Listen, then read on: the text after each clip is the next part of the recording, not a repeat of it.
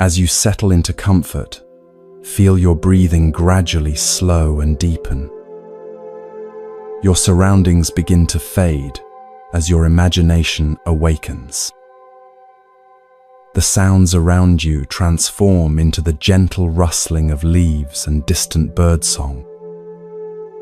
You find yourself walking along a narrow dirt path in ancient Japan. The morning air is crisp against your skin, carrying the sweet scent of cherry blossoms that drift lazily from the trees lining the path. You can feel the soft earth beneath your feet and hear the whisper of your own footsteps. As you round a gentle bend, a humble dwelling comes into view, a small thatched roof house with paper lanterns hanging by the entrance. This is the home of Hakuin, a Zen master renowned throughout the region for his wisdom and compassion. You pause near a flowering tree, watching as children gather around Hakuin in his small garden. His eyes crinkle warmly as he speaks with them, his voice gentle yet resonant with inner strength.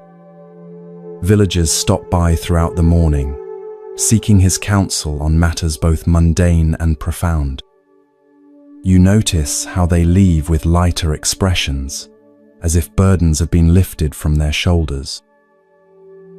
There's something about Hakuin's presence that seems to radiate peace itself. Weeks pass as you stay in the village, and you become familiar with its rhythms and residents.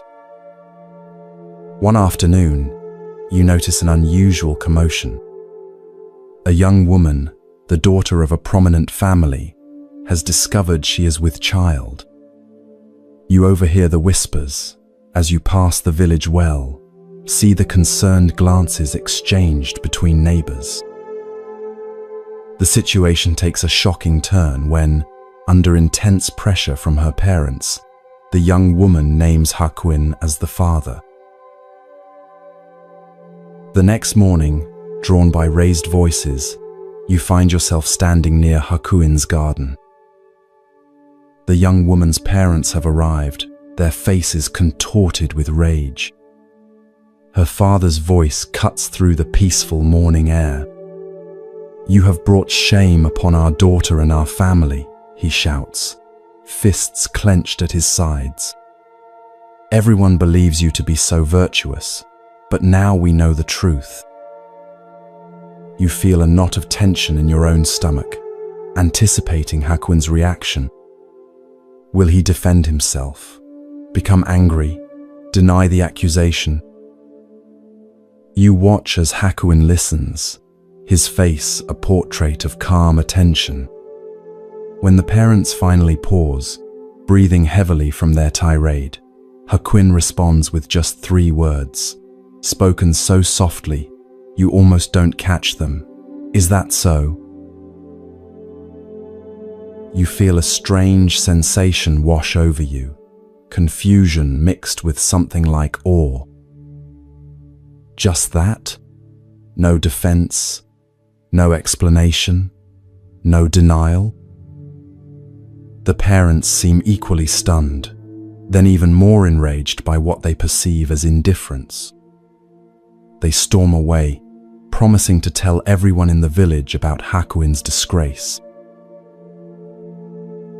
In the days that follow, you witness a remarkable transformation in the village. People who once greeted Hakuin with reverence now cross to the other side of the path to avoid him. The children no longer gather in his garden. Whispers follow him wherever he goes. Yet through it all, Hakuin continues his simple life, meditating in the morning light, tending his garden, fetching water from the well. When confronted directly or when catching the whispers, he responds with the same 3 words, "Is that so?" Months pass and the seasons change. Cherry blossoms give way to the lush greens of summer, then to autumn's golden hues. One winter morning, as snow falls softly outside, you hear a firm knock at Hakuin's door. The young woman has given birth, and her parents have brought the infant to Hakuin. Standing nearby, you feel the cold air against your face as you watch this scene unfold. Since you are the father, you must take care of your child, they declare, thrusting the swaddled baby into his arms before turning away, their footsteps crunching in the fresh snow. As they disappear down the path, you expect to see despair, or at least concern on Hakuin's face. Instead, he looks down at the infant with tender eyes and says softly, "Is that so?" The baby whimpers, and without hesitation, Hakuin brings the child inside to the warmth of his humble home. You find yourself drawn to help as Hakuin adapts to caring for the infant. You watch him fashion a cradle from a basket, carefully line it with soft cloth. You accompany him as he visits neighbors to obtain milk and learn about caring for a baby. His days, once filled with teaching and meditation, now revolve entirely around the needs of this small child. When villagers express shock or judgment, Hakuin simply responds, "Is that so?" Through changing seasons, you witness Hakuin's unwavering care for the child. You see him soothe the baby's cries in the middle of the night, fashion toys from simple materials, sing soft lullabies under the light of the moon. The baby's first smile, first tentative steps, all are met with Hakuin's quiet joy and presence. A full year passes in this way. Then one spring morning, as cherry blossoms again drift through the air, you notice the young woman and her parents approaching Hakuin's dwelling. Their faces are different now, drawn with shame rather than anger. You move closer, feeling your heart quicken with anticipation. The parents bow deeply before Hakuin, pressing their foreheads to the ground. "Master Hakuin," the father says, his voice breaking, "we have come to apologize and to tell you the truth. Our daughter has confessed that you are not the father of this child. The real father is a young man from the fish market. We are deeply ashamed of our accusations and the suffering we have caused you." The mother adds, "We have come to take the child back to our daughter, and we will tell everyone in the village the truth about your innocence." You watch Hakuin's face closely, searching for signs of resentment, relief, or vindication. You find none. With the same equanimity he has shown throughout this ordeal, Hakuin gently hands the child, whom he has cared for as his own for a full year, back to the grandparents. And as they express their profound regret and promises to restore his reputation, Hakuin responds with the same 3 words that have carried him through this entire journey. "Is that so?"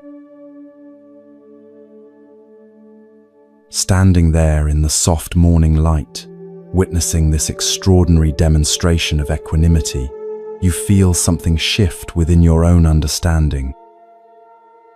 You begin to grasp the profound freedom that comes with Hakuin's response to life's circumstances, neither clinging to what is pleasant nor resisting what is difficult, but meeting each moment with open awareness. As you reflect on what you've witnessed, you realize that Hakuin's "Is that so?" was never indifference or resignation. It was the expression of a mind free from the tyranny of having to defend itself, explain itself, or identify with circumstances beyond its control. You recognize how differently you might have responded in his position, the energy you would have expended in defending your reputation, the resentment you might have harbored toward those who falsely accused you, the attachment you might have developed to a child you had cared for so deeply. You understand now that Hakuin's response reflects the Buddhist concept of upekkha, or equanimity, not a cold detachment, but a warm acceptance of reality as it unfolds. This is not about suppressing feelings, but finding a center of peace that remains steady, even as emotions rise and fall, like the depth of the ocean that remains calm, despite the waves on its surface.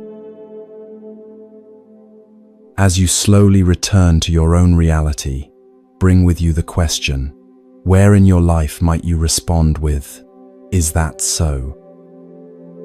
When someone criticizes you unfairly, when plans change unexpectedly, when circumstances seem unjust, can you meet these moments with Hakuin's equanimity?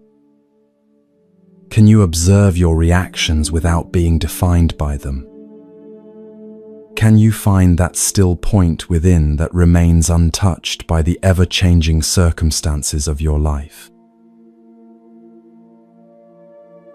Hakuin's simple response offers a profound invitation to release our grip on how we think things should be and find freedom in accepting what is.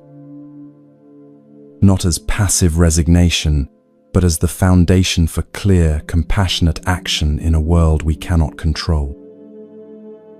As you drift towards sleep, allow Hakuin's gentle wisdom to settle into your heart, creating space for this same equanimity to blossom in your own life.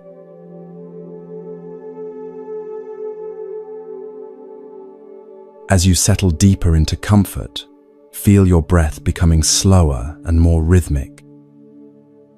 The weight of your body seems to dissolve as your mind drifts to another time and place.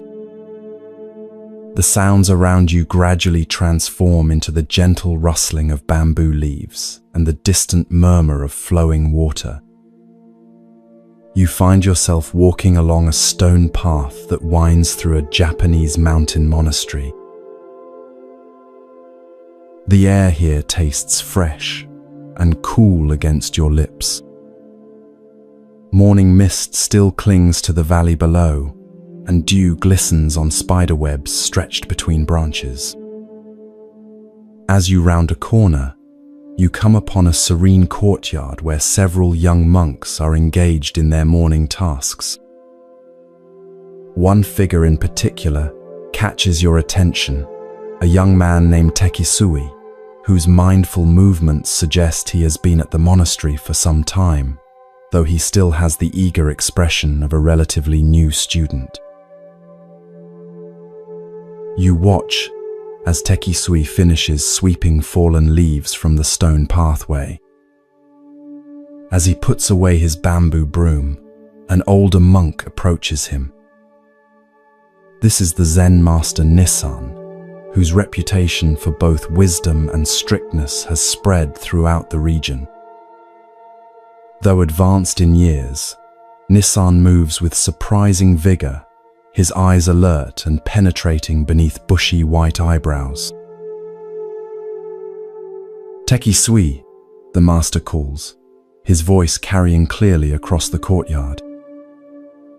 "Bring me a pail of water to cool my bath." You follow at a respectful distance as Tekisui bows and hurries to fulfill the request. He retrieves a wooden bucket from a small shed, then proceeds to a well in the center of another courtyard. The well is ancient, its stone rim worn smooth by generations of hands. With practiced movements, Tekisui lowers the bucket into the darkness, the rope sliding through his palms until you hear the distant splash below. He draws up the water, now heavy with its precious contents, and carries it carefully to where Master Nissan waits beside a large wooden tub. You can feel the cool moisture in the air as Tekisui pours the water into the bath, steam rising as it meets the hot water already there. When the bath is properly cooled, Tekisui stands back, apparently waiting to be dismissed. Instead of entering the bath, however, Nissan observes Tekisui closely. The young monk has taken the bucket, still containing a small amount of unused water, and is about to casually toss it onto the ground next to the bathhouse. "Stop!" Nissan's command cuts through the morning quiet like a knife.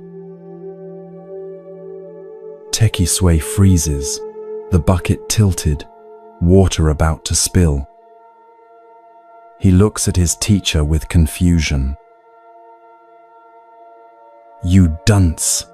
the master scolds, his voice stern but not unkind.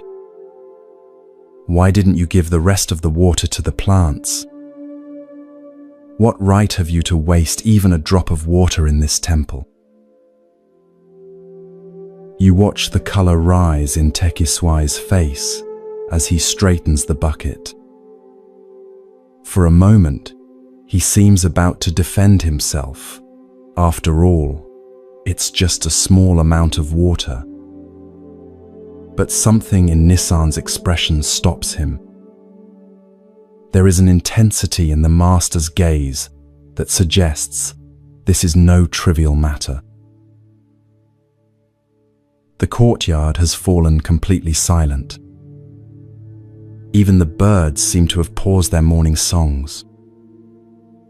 In this stillness, you can almost feel the weight of the teaching that hangs in the air between master and student. Then something remarkable happens. As you observe Tekisui's face, you see a profound transformation, not just embarrassment or obedience, but a flash of genuine insight. His eyes widen slightly, and his posture shifts as understanding blossoms within him like a flower opening to the sun.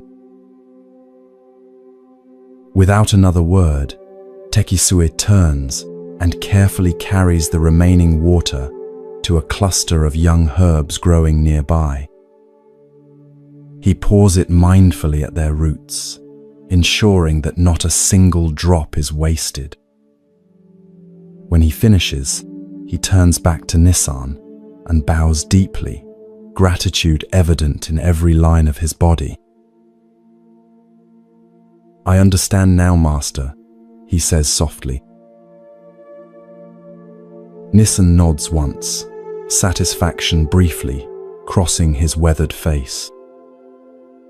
Then he proceeds with his bath as if nothing significant has transpired, while Tekisui continues with his daily tasks. But you, as an observer, can sense that everything has changed for the young monk. In that simple moment, that single drop of water, about to be thoughtlessly discarded, Tekisui attained Zen. The story could end here, but you feel drawn to follow Tekisui through the rest of his day, curious about how this revelation will manifest. You notice immediately that something is different in how he moves through the monastery.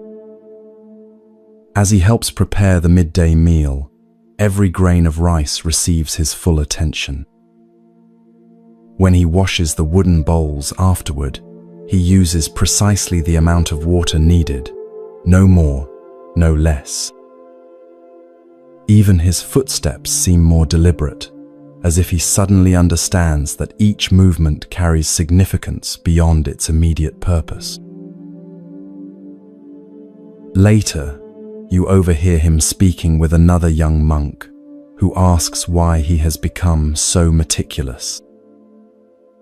Tekisui smiles and says, "Today, I learned that nothing is just a drop of water. In that drop is the entire universe." How we treat the smallest things reflects how we understand the largest things. Years later, when Tekisui becomes a teacher himself, he changes his name to Tekisui, which means a drop of water. The simple lesson by the bath becomes the foundation of his teaching, a reminder that in Zen, enlightenment often comes not through grand revelations, but through mindful attention to the most ordinary aspects of daily life. As you gradually return to your own reality, consider the drops of water in your own life, those seemingly insignificant resources, moments, or opportunities that you might be overlooking or discarding without thought. Perhaps it's the last few minutes before you fall asleep, the leftovers from a meal, a brief exchange with a stranger, or even the unconscious patterns of your breathing. Tekisui's story reminds us that mindfulness isn't about grand spiritual experiences, but about bringing full awareness to even the smallest actions. When we waste water, or food, time, energy, attention, we aren't just being careless with physical resources, we're revealing a fundamental misunderstanding about the interconnected nature of all things. Each drop of water comes from somewhere and goes somewhere. Nothing exists in isolation. Nothing is truly insignificant.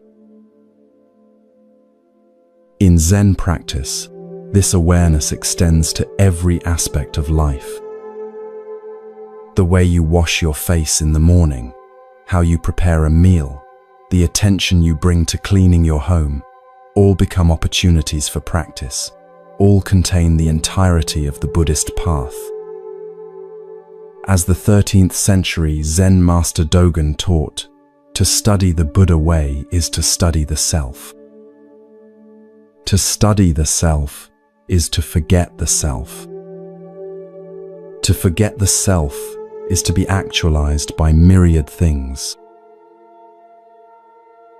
As you drift towards sleep, bring gentle awareness to the sensation of your breathing, each inhalation and exhalation like a precious drop of air being received and released. Notice how your consciousness naturally shifts when you pay this kind of attention. Perhaps you too might discover, like Tekisui, that the path to profound wisdom often begins with the most ordinary of moments, with just a single drop of water.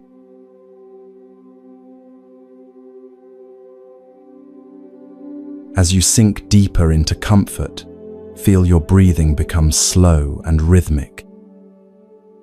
The boundaries between your conscious mind and the realm of dreams begin to soften. The gentle darkness behind your closed eyelids transforms, revealing a scene from long ago in medieval Japan. You find yourself walking along a winding mountain path as the late afternoon sun filters through ancient cedar trees. The path leads to a small hermitage perched on a hillside overlooking a misty valley. This is the dwelling of Basue Tokusho, a renowned Zen master known throughout the region for his direct, penetrating teachings and his compassion for all seekers, regardless of their background or status. Unlike many teachers who remain cloistered in grand temples, Basue chose to live simply, making the wisdom of Zen accessible to farmers, merchants, and samurai alike. As you approach the hermitage, you notice Basue sitting on a weathered wooden platform outside his modest hut. His frame is thin but strong, like a wind-shaped pine.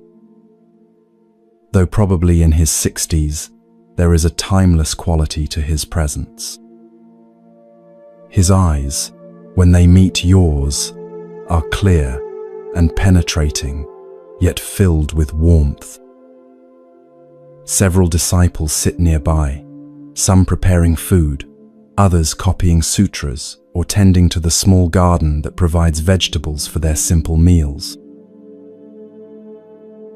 You observe as a messenger arrives, bowing respectfully, before presenting Baswe with a scroll.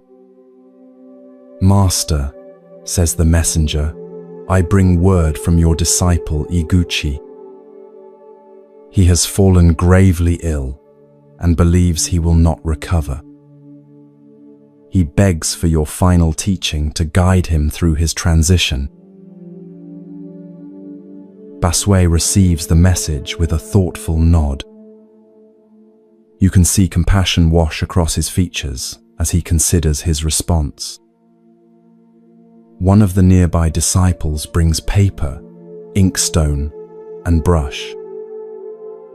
With deliberate movements, Baswe grinds the ink, his focus complete, as if this simple preparation is itself a teaching. When the ink reaches the perfect consistency, Baswe takes up his brush. You move closer, drawn by the intensity of his concentration. For a moment, he sits perfectly still, brush poised above the paper. Then, with fluid movements that reflect decades of spiritual practice, he begins to write. Though you stand just behind him, you cannot read the characters flowing from his brush. Yet something about the grace and certainty of his movements suggests that these are no ordinary words of comfort or religious platitude. There is a directness and immediacy to his writing that seems to cut through all barriers of time and distance, as if he is not merely sending a message but somehow sitting beside the dying man's bed, speaking truth directly into his ear. When Baswe finishes, he blows gently on the paper to dry the ink, then carefully rolls the scroll and seals it. As he hands it to the messenger, he says, "Travel swiftly. Iguchi's time is short."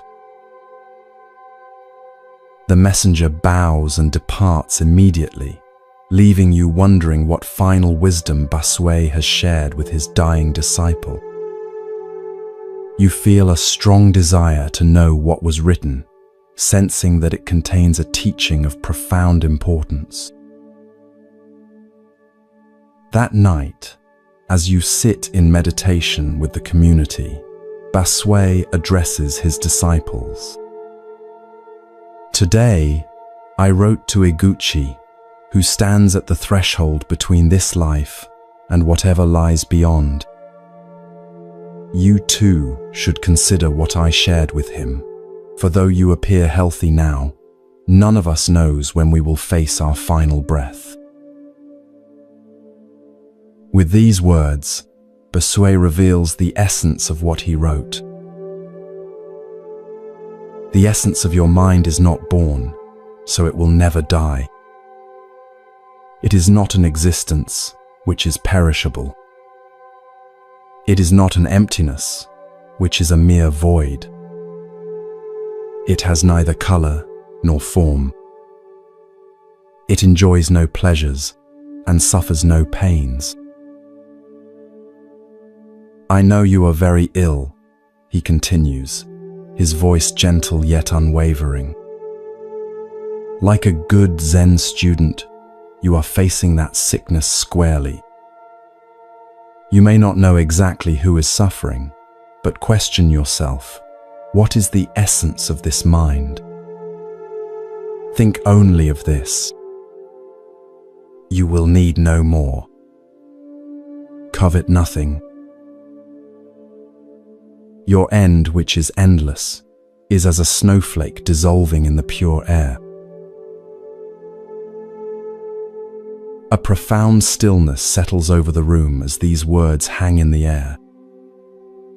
You feel their impact, not just intellectually, but physically, a subtle shift in the quality of your presence, as if some habitual tension has momentarily released.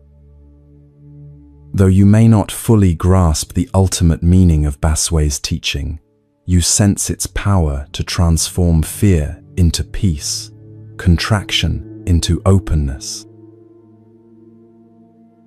Later, you learn that when the messenger arrived at Iguchi's bedside and read Basui's letter, the dying man's face transformed.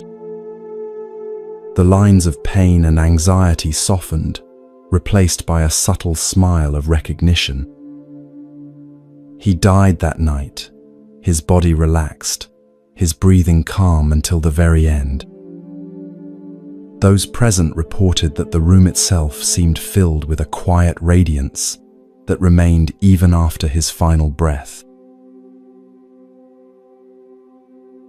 As the days pass and you continue your stay near Basui's hermitage, you find yourself returning again and again to the words of his letter. The essence of your mind is not born, so it will never die. What is this essence that precedes birth and transcends death? What is this awareness that is neither existence nor emptiness, that has no form yet clearly is? You notice how our ordinary thinking about life and death assumes a solid self that comes into existence at birth and ceases to exist at death. We imagine ourselves as separate entities, navigating through time and space, accumulating experiences, possessions, relationships, and identities, all of which we fear losing when death comes. But Baswe points to something more fundamental than this constructed self. The pure awareness that witnesses all experience yet is itself unchanged by what it witnesses. This awareness has no beginning or end. It is not a thing that can be born or die. It has no form or color, feels no pleasure or pain. Yet it is not nothing, not mere emptiness or void. It is the luminous cognizance that knows all forms while remaining formless itself. When Basui instructs his dying disciple to ask, "What is the essence of this mind?" he is not suggesting an intellectual investigation, but a direct turning of awareness back upon itself. This simple yet profound inquiry has the power to cut through all our complex narratives about who we are and what happens when we die. It points us toward the deathless nature of our most essential being. Your end, which is endless, is as a snowflake dissolving in the pure air. This beautiful metaphor reveals how death, properly understood, is not annihilation but transformation. The snowflake doesn't cease to exist when it melts. It returns to the water cycle from which it temporarily emerged. Its essence, water, remains, though its temporary form dissolves. Similarly, our individual consciousness, like a wave on the ocean, returns to the vast awareness from which it arose. Baswe's teaching offers profound comfort, not through false promises of eternal heavens or threats of punishment, but through direct pointing to the nature of mind itself. He doesn't ask his disciple to believe anything on faith, but invites him to investigate his own experience in the most intimate way possible. Think only of this. You will need no more. Covet nothing. As you gradually return to your present reality, consider how this teaching might transform your own relationship with impermanence. We all face moments of ending, not just the final ending of death, but countless small endings throughout our lives. Relationships change, careers conclude, physical abilities diminish, cherished possessions break or disappear. Each of these endings offers an opportunity to ask Basui's essential question: what is the essence of this mind that witnesses all these changes? Rather than turning away from the reality of impermanence, Basui invites us to look directly into it, to discover within the very fabric of change something changeless. Not as an escape from the human experience of loss, but as a profound reconciliation with the true nature of existence. Like the dying Iguchi, we too might find that facing directly what we most fear becomes the doorway to our deepest peace. For, as Basui reminds us, the essence of your mind is not born, so it will never die.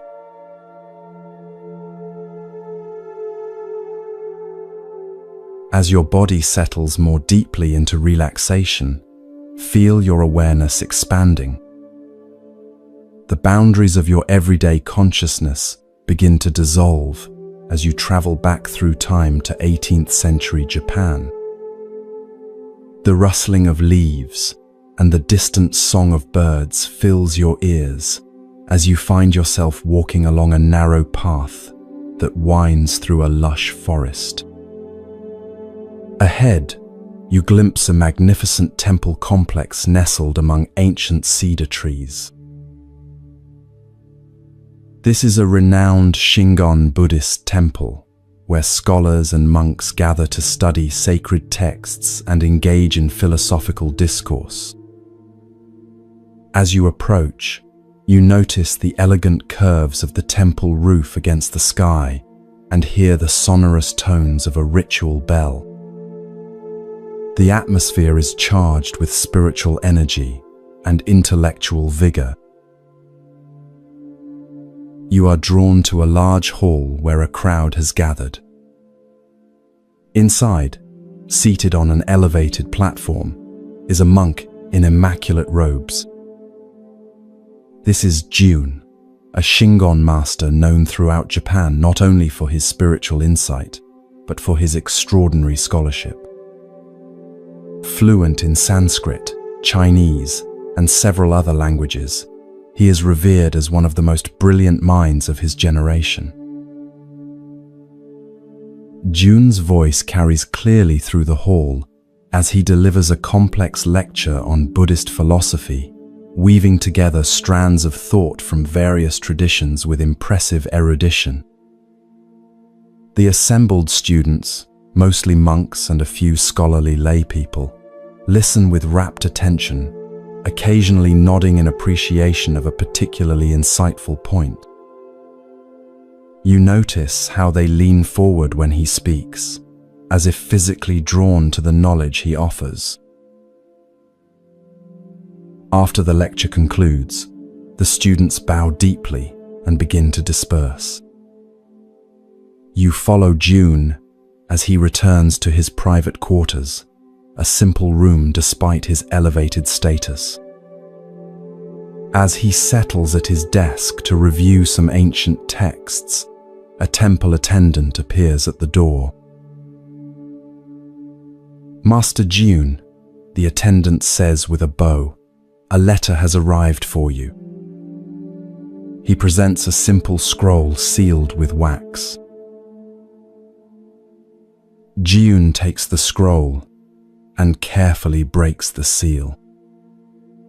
As he reads, a subtle change comes over his face, a softening around the eyes, a slight smile playing at the corners of his mouth. You sense that this is no ordinary correspondence. "It is from my mother," he says quietly, almost to himself. Though he is now in his 50s, a respected master with hundreds of disciples, there is something childlike in his expression as he holds the letter.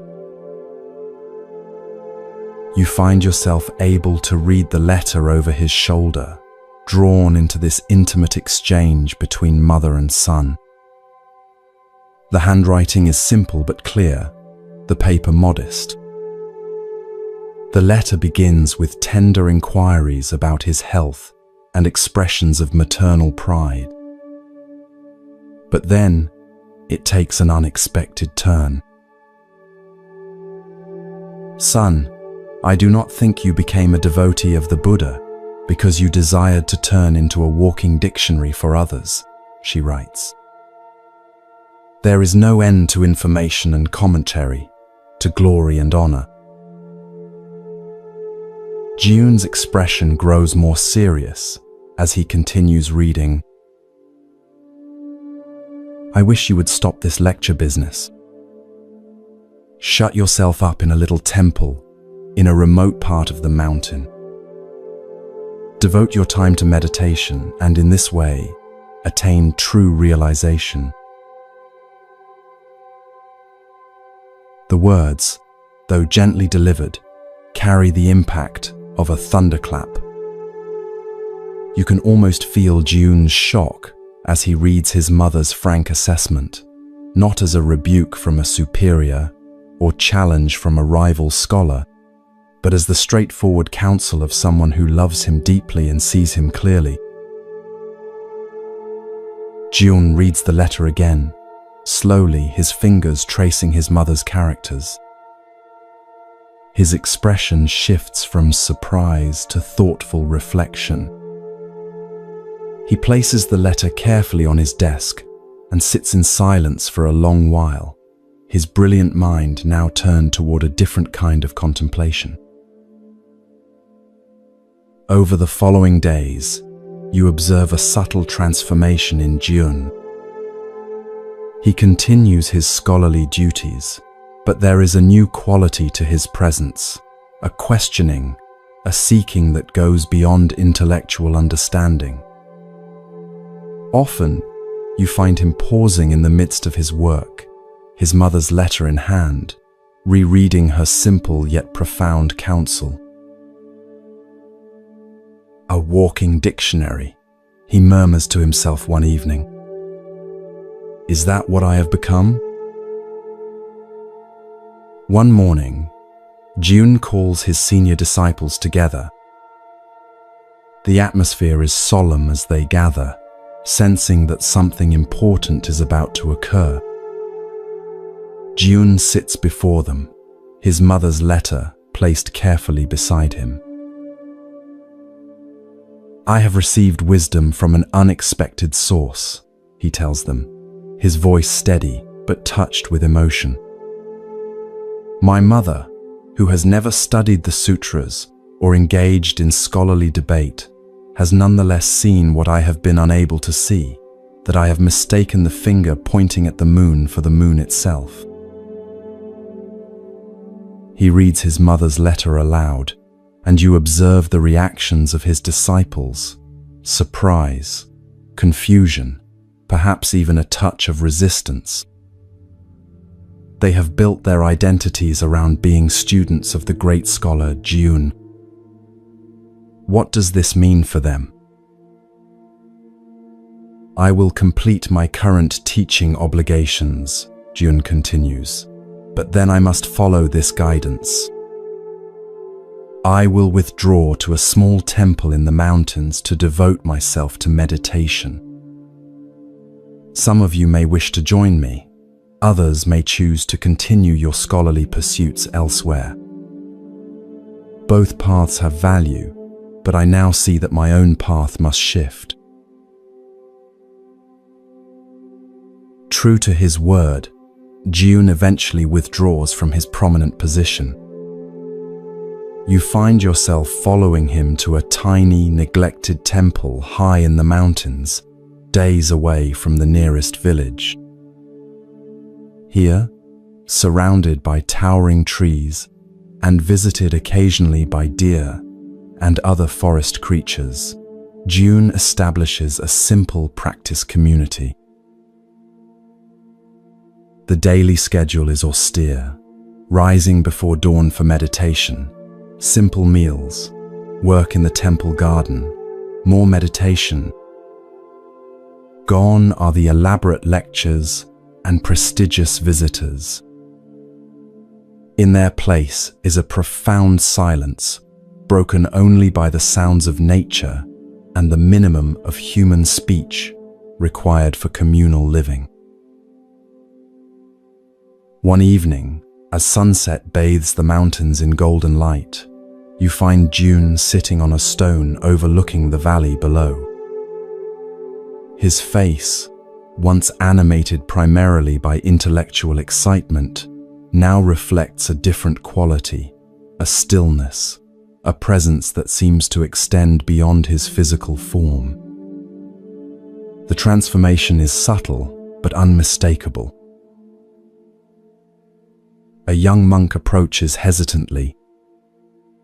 "Master," he asks, "do you ever miss your life of scholarship and recognition?" June smiles, his eyes reflecting the golden light. "What my mother helped me to see," he replies, "is that knowledge without realization is like a magnificent map that one studies endlessly without ever taking the journey. I don't regret creating the map. It has value. But now I walk the actual path, and I discover that the territory is both simpler and more profound than any map could indicate." As darkness falls and you gradually return to your present awareness, consider the wisdom of June's mother. Though lacking formal education, she possessed the clarity to see what her accomplished son could not, that he had become entangled in the web of intellectual understanding at the expense of direct realization. This story illuminates a danger that exists on many spiritual paths, the confusion of knowledge about reality with the direct experience of reality itself. Buddhism, particularly in its more scholarly forms, can become an elaborate intellectual structure that actually distances us from the very awakening it was designed to facilitate. We can know everything about meditation, mindfulness, and enlightenment without ever genuinely practicing or experiencing these realities. The Zen tradition offers a powerful corrective to this tendency through its emphasis on direct experience beyond concepts. As the famous saying goes, the finger pointing to the moon is not the moon. The teachings, practices, and philosophies of Buddhism are merely fingers pointing toward the reality of our own awakened nature. If we fixate on the finger, becoming walking dictionaries of spiritual information, we miss the luminous reality to which it points. Notice how June's mother didn't criticize his scholarly work as worthless. Rather, she reminded him of his original motivation, not to accumulate knowledge or recognition, but to realize the truth of Buddha's teaching in his own experience. Her advice came not from a place of judgment, but from love and a simple wisdom that could see beyond the impressiveness of her son's accomplishments to what was missing in his development. As you drift towards sleep, consider where in your own life you might be mistaking information for transformation. Perhaps you've read many books on mindfulness or meditation but rarely find time to practice. Maybe you can explain complex spiritual concepts to others, but haven't allowed these truths to penetrate your own heart. Or perhaps, like June, you've become so identified with your knowledge that you've lost touch with the simple, direct experience of being itself. Let Jun's mother whisper to you, as she did to her son, there is no end to information and commentary, to glory and honor. True peace, true awakening, comes not from what we know, but from how deeply we have allowed ourselves to be transformed by that knowing. Sometimes the wisest voice is not the most educated or celebrated, but the one that speaks from simple clarity and compassionate truth. Sometimes that voice comes from within us, if only we would create enough silence to hear it.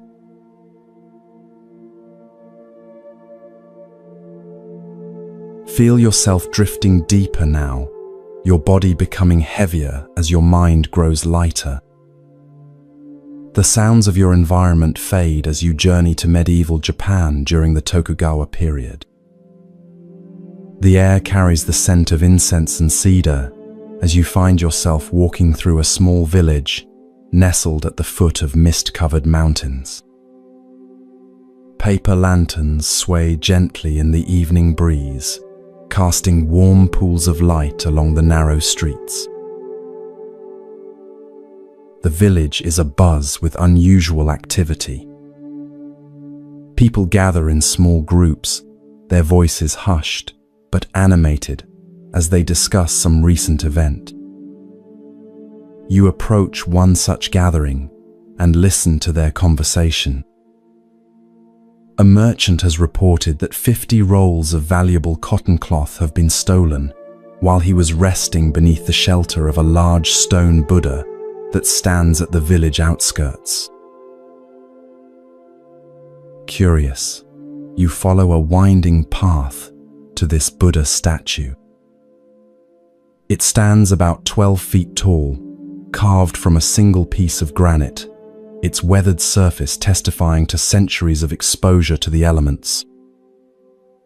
The Buddha's serene expression seems to gaze compassionately upon all who pass. At its base, you notice a small shelter, a simple roof supported by wooden posts, where travelers often rest during their journeys. As you stand contemplating the statue, a commotion draws your attention. A group of officials approaches, led by a distinguished-looking man whose presence commands immediate respect. This is Judge Oka, renowned throughout the region for his wisdom and unconventional methods of solving crimes. Judge Oka examines the scene carefully, questioning the merchant who sits dejected nearby. The merchant explains that he had stopped to rest beneath the Buddha during the heat of the day, placing his bundles of cotton goods beside him. He had fallen asleep briefly, and upon waking, discovered that his merchandise had vanished. After listening attentively, Judge Oka makes an announcement that leaves everyone stunned. That stone Buddha must have stolen the goods, he declares. It is supposed to care for the welfare of the people, but it has failed to perform its holy duty. Arrest it. Murmurs of confusion ripple through the gathering crowd. Has the respected judge lost his mind? How can one arrest a stone statue? Nevertheless, the judge's orders must be followed. Several police officers approach the massive statue, looking uncertainly at one another. With evident discomfort, they formally announce that the Buddha is under arrest and begin the absurd task of securing ropes around the immovable figure. Word of this extraordinary event spreads rapidly through the village and surrounding areas. By the next morning, a large crowd has gathered to witness the unprecedented spectacle of the stone Buddha being charged with theft. The crowd is boisterous, some laughing openly at the ridiculous situation, others speculating about the judge's mental state. Judge Oka arrives at the appointed hour and takes his seat at a temporary court set up in front of the Buddha. Instead of proceeding with the case, however, he suddenly turns his attention to the noisy spectators. His expression transforms from judicial solemnity to stern disapproval. "What right have you people to appear before the court laughing and joking in this manner?" he demands, his voice cutting through the chatter. "You are in contempt of court and subject to a fine and imprisonment." The crowd falls instantly silent, their amusement replaced by alarm. Being charged with contempt of court is no small matter in this era. Many bow their heads, offering hurried apologies for their disrespectful behavior. Judge Oka regards them sternly for a moment longer, then announces, "I shall have to impose a fine on you all." A collective murmur of distress rises from the crowd. Many are simple farmers or merchants who can ill afford additional expenses. But then the judge continues, "However, I will remit the fine on one condition. Each of you must bring one roll of cotton cloth to the court within 3 days. Anyone failing to do this will be arrested." You watch as understanding dawns on some faces in the crowd. This unusual penalty seems to have a purpose beyond mere punishment. But most simply nod in acceptance, relieved that they can avoid more severe consequences. 3 days later, you join the villagers as they return to the stone Buddha, each carrying a roll of cotton cloth as instructed. The rolls are collected and arranged before the judge. The merchant who reported the theft is also present, looking curiously at the growing pile of cloth. Judge Oka instructs the merchant to examine each roll. As the merchant handles the fabric, his eyes suddenly widen. He holds up one particular roll, his hands trembling slightly. "This one," he says, his voice tight with emotion. "This is mine. I recognize the unique pattern and the small repair I made near the edge." All eyes turn to the person who brought that particular roll. A young man stands frozen at the edge of the crowd, his face draining of color. As the police move toward him, he falls to his knees, confessing immediately. He had seen the merchant sleeping, taken advantage of the opportunity to steal the goods, and hidden most of the rolls in his home. Judge Oka nods, seemingly unsurprised by this outcome.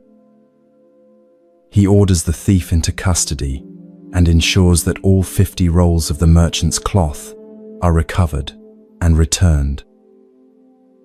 Then, with a gesture that surprises everyone, he instructs that the remaining rolls of cloth, those brought by innocent villagers to satisfy their fine, be returned to their owners. As the crowd disperses, you linger, watching Judge Oka as he approaches the stone Buddha. He looks up at the statue's serene face and offers a small bow, as if acknowledging a silent partnership. You realize that you've witnessed not just clever detective work, but a profound understanding of human nature. Later, in a nearby tea house, you overhear villagers discussing the day's events. The judge knew that asking everyone for a roll of cloth would force the thief to produce one of the stolen rolls. An elderly man explains to his companions. The thief couldn't risk purchasing new cloth that might look different from the stolen goods, and he couldn't refuse to bring anything without raising suspicion. But why arrest the Buddha? A young woman asks. Why not simply order everyone to bring cloth from the beginning? The old man chuckles. That's the genius of it. By creating such an unusual spectacle, arresting a stone Buddha, he ensured that everyone in the village and surrounding areas would hear about it and come to watch. Had he simply announced that he needed cloth from everyone, the thief might have stayed away. He sips his tea thoughtfully. And by charging the crowd with contempt, he created a reason to demand the cloth that seemed unrelated to the theft itself. The judge understood not just law, adds another villager, but also human nature. He knew how to use our curiosity, our desire to witness something extraordinary, even our tendency to make light of unusual situations, all to serve justice. As you reflect on what you've witnessed, you recognize the deeper wisdom in Judge Oka's unconventional approach. Rather than relying on force or threats to discover the thief, methods that might or might not have succeeded, he created conditions where the truth would naturally reveal itself. Like a skilled Zen master, he understood that direct confrontation often creates resistance, while indirect methods can lead to revelation. The judge also demonstrated a principle central to Zen practice, that apparent absurdity can sometimes be the most direct path to truth. The notion of arresting a stone Buddha was, on its face, ridiculous. Yet this very absurdity created the perfect conditions for truth to emerge. Similarly, many Zen koans appear nonsensical on the surface, but are designed to break through our habitual patterns of thinking to reveal deeper insights.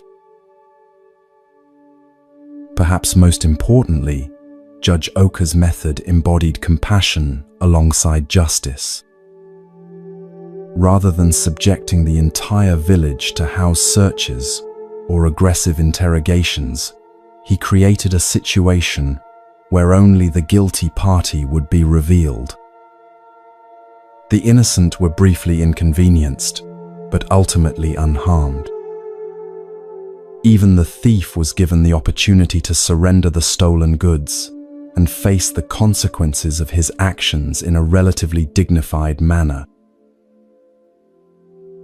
As you drift deeper towards sleep, consider where in your own life you might apply Judge Oka's wisdom. Where might indirect approaches be more effective than direct confrontation?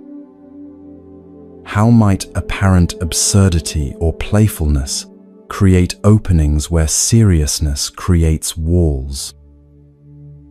And how might you reveal truth without unnecessary harm to others? Like the stone Buddha with its enigmatic smile, sometimes the most profound wisdom appears in unexpected forms. The path to truth, like the path to justice, is rarely a straight line. It requires creativity, patience, and a deep understanding of human nature, qualities that Judge Oka possessed in abundance and that lie within you as well.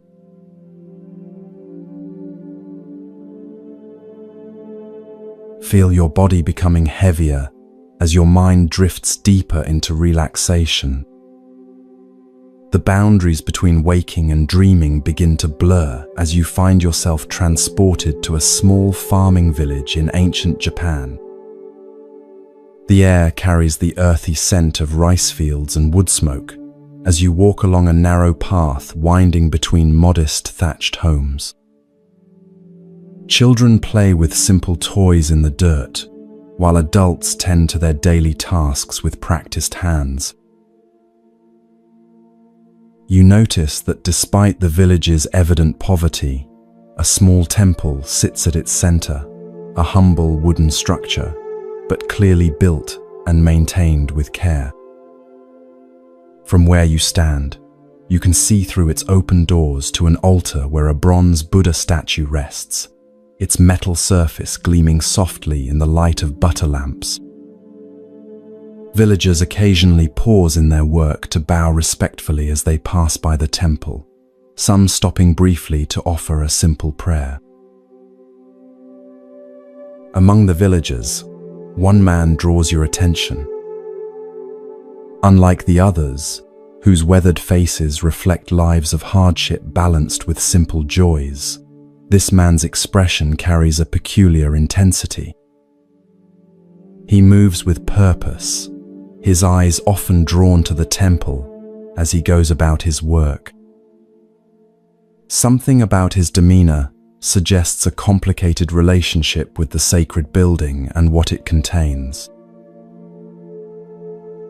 As twilight approaches and the village activity quiets, you watch this man approach the temple. He removes his sandals and enters with a deep bow.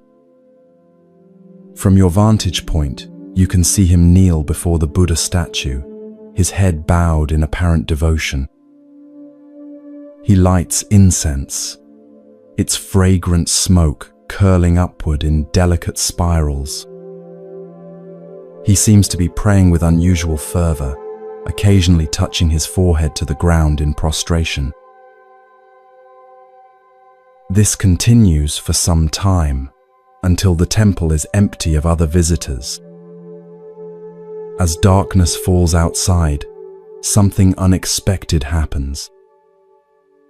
The man looks around carefully to ensure he is alone, then reaches into his sleeve and pulls out a small container.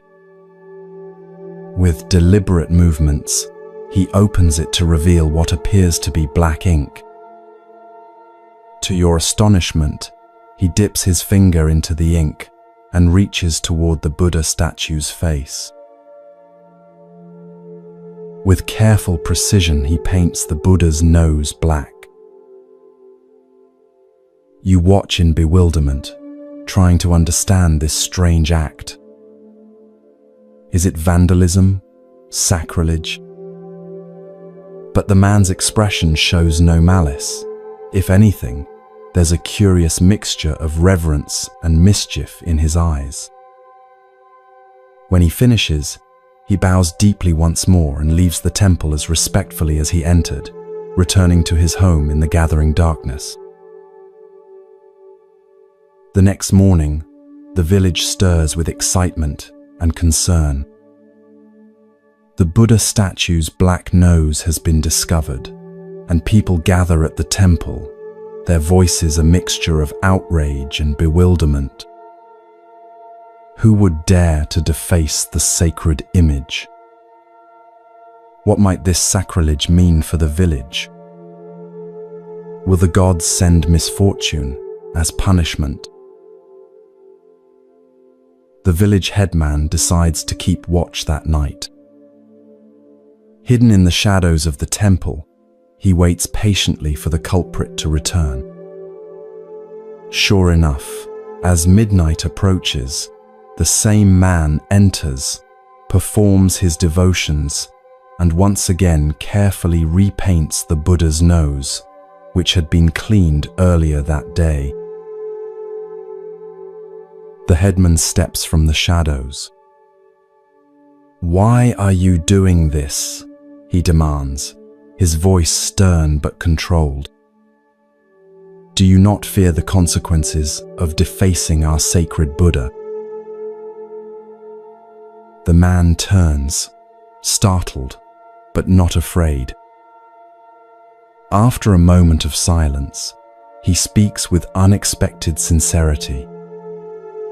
"Honored headman, I mean no disrespect. This Buddha has been in our village for generations, watching over us through floods and droughts, through good harvests and bad. I paint his nose black because I wish him to remain with us. The headman's brow furrows in confusion. How does painting the Buddha's nose black keep him with us? 3 villages away, the man explains, there is a wealthy town with a grand temple. I have heard their priests speak of acquiring our Buddha for their collection, saying it is wasted in such a poor village. But who would want a Buddha with a black nose? By making him imperfect in their eyes, I make sure he remains perfect for our needs, here, among those who truly love him, not for his beauty but for his presence in our lives.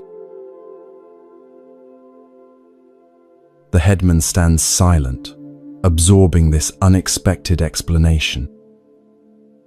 What had seemed like desecration now reveals itself as an act of profound, if unorthodox, devotion. After careful consideration, he nods slowly. Your heart is pure, though your methods are strange. The Buddha sees intention, not appearance. But from now on, let us find another way to protect our temple treasure. In the days that follow, the village devises a simpler solution. They remove the valuable bronze Buddha to a safe hiding place and replace it with a wooden replica. The black-nosed original is brought out only for special ceremonies. Its imperfection, now understood by the villagers as a mark of their community's unique relationship with the divine. What began as a seeming act of irreverence has transformed into a deeper understanding of true reverence. As this story settles into your awareness, consider its subtle wisdom about the nature of true devotion. On the surface, painting the Buddha's nose black appears disrespectful, a violation of the conventional ways we honor what we consider sacred. Yet beneath this apparent irreverence lay a deeper reverence, a sincere desire to keep the Buddha present in the community that truly valued him. This paradox, that apparent irreverence can sometimes contain profound reverence, appears throughout the Zen tradition. Consider the famous Zen saying, "If you meet the Buddha on the road, kill him." On its face, this appears shockingly irreverent. Yet its deeper meaning points to the danger of becoming attached to external forms and symbols of enlightenment rather than realizing the Buddha nature within yourself. Sometimes, what appears to be spiritual irreverence is actually a protection against the more subtle sacrilege of mistaking the finger for the moon, the symbol for what it symbolizes. The villager with his pot of black ink understood something that the wealthier temple with its collection of perfect statues did not, that the value of the Buddha image lay not in its artistic perfection or material worth, but in its living presence within a community of sincere practitioners. By making the statue imperfect, in conventional terms, he preserved its perfect function, to serve as a focus for genuine devotion. In your own spiritual practice, notice where you might be confusing outer perfection with inner sincerity. Perhaps you've been hesitant to meditate because you can't sit in perfect posture for extended periods. Maybe you've avoided certain practices because you can't perform them exactly as prescribed. Or perhaps you've judged your practice as inadequate because it doesn't match some idealized image of what spirituality should look like. The black-nosed Buddha reminds us that true reverence often lies in the sincerity of our intention rather than the perfection of our form. Sometimes, what appears as an imperfection from one perspective is precisely what makes something perfect for its true purpose. The crack in the temple bell that gives its ring a distinctive tone, the worn prayer beads that carry the devotion of generations in their smooth surfaces, the simple home altar that may not impress visitors but holds genuine meaning for the family. These imperfections can be the very markers of authentic spiritual life. As you drift deeper towards sleep, consider what black-nosed Buddhas might exist in your own life, those apparently imperfect elements that actually serve a perfect purpose. Can you, like the village headman, shift your perspective to see the deep reverence that might lie within apparent irreverence? Can you recognize how what seems flawed from one perspective might be precisely what makes something valuable from another?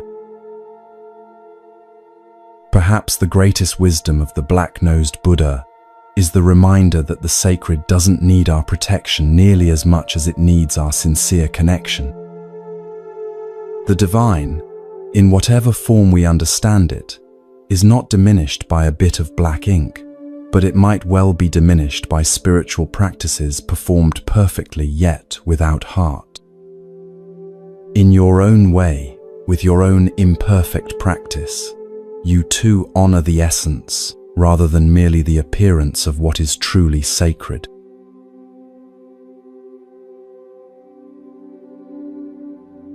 Allow your body to release any remaining tension as you sink deeper into comfortable relaxation.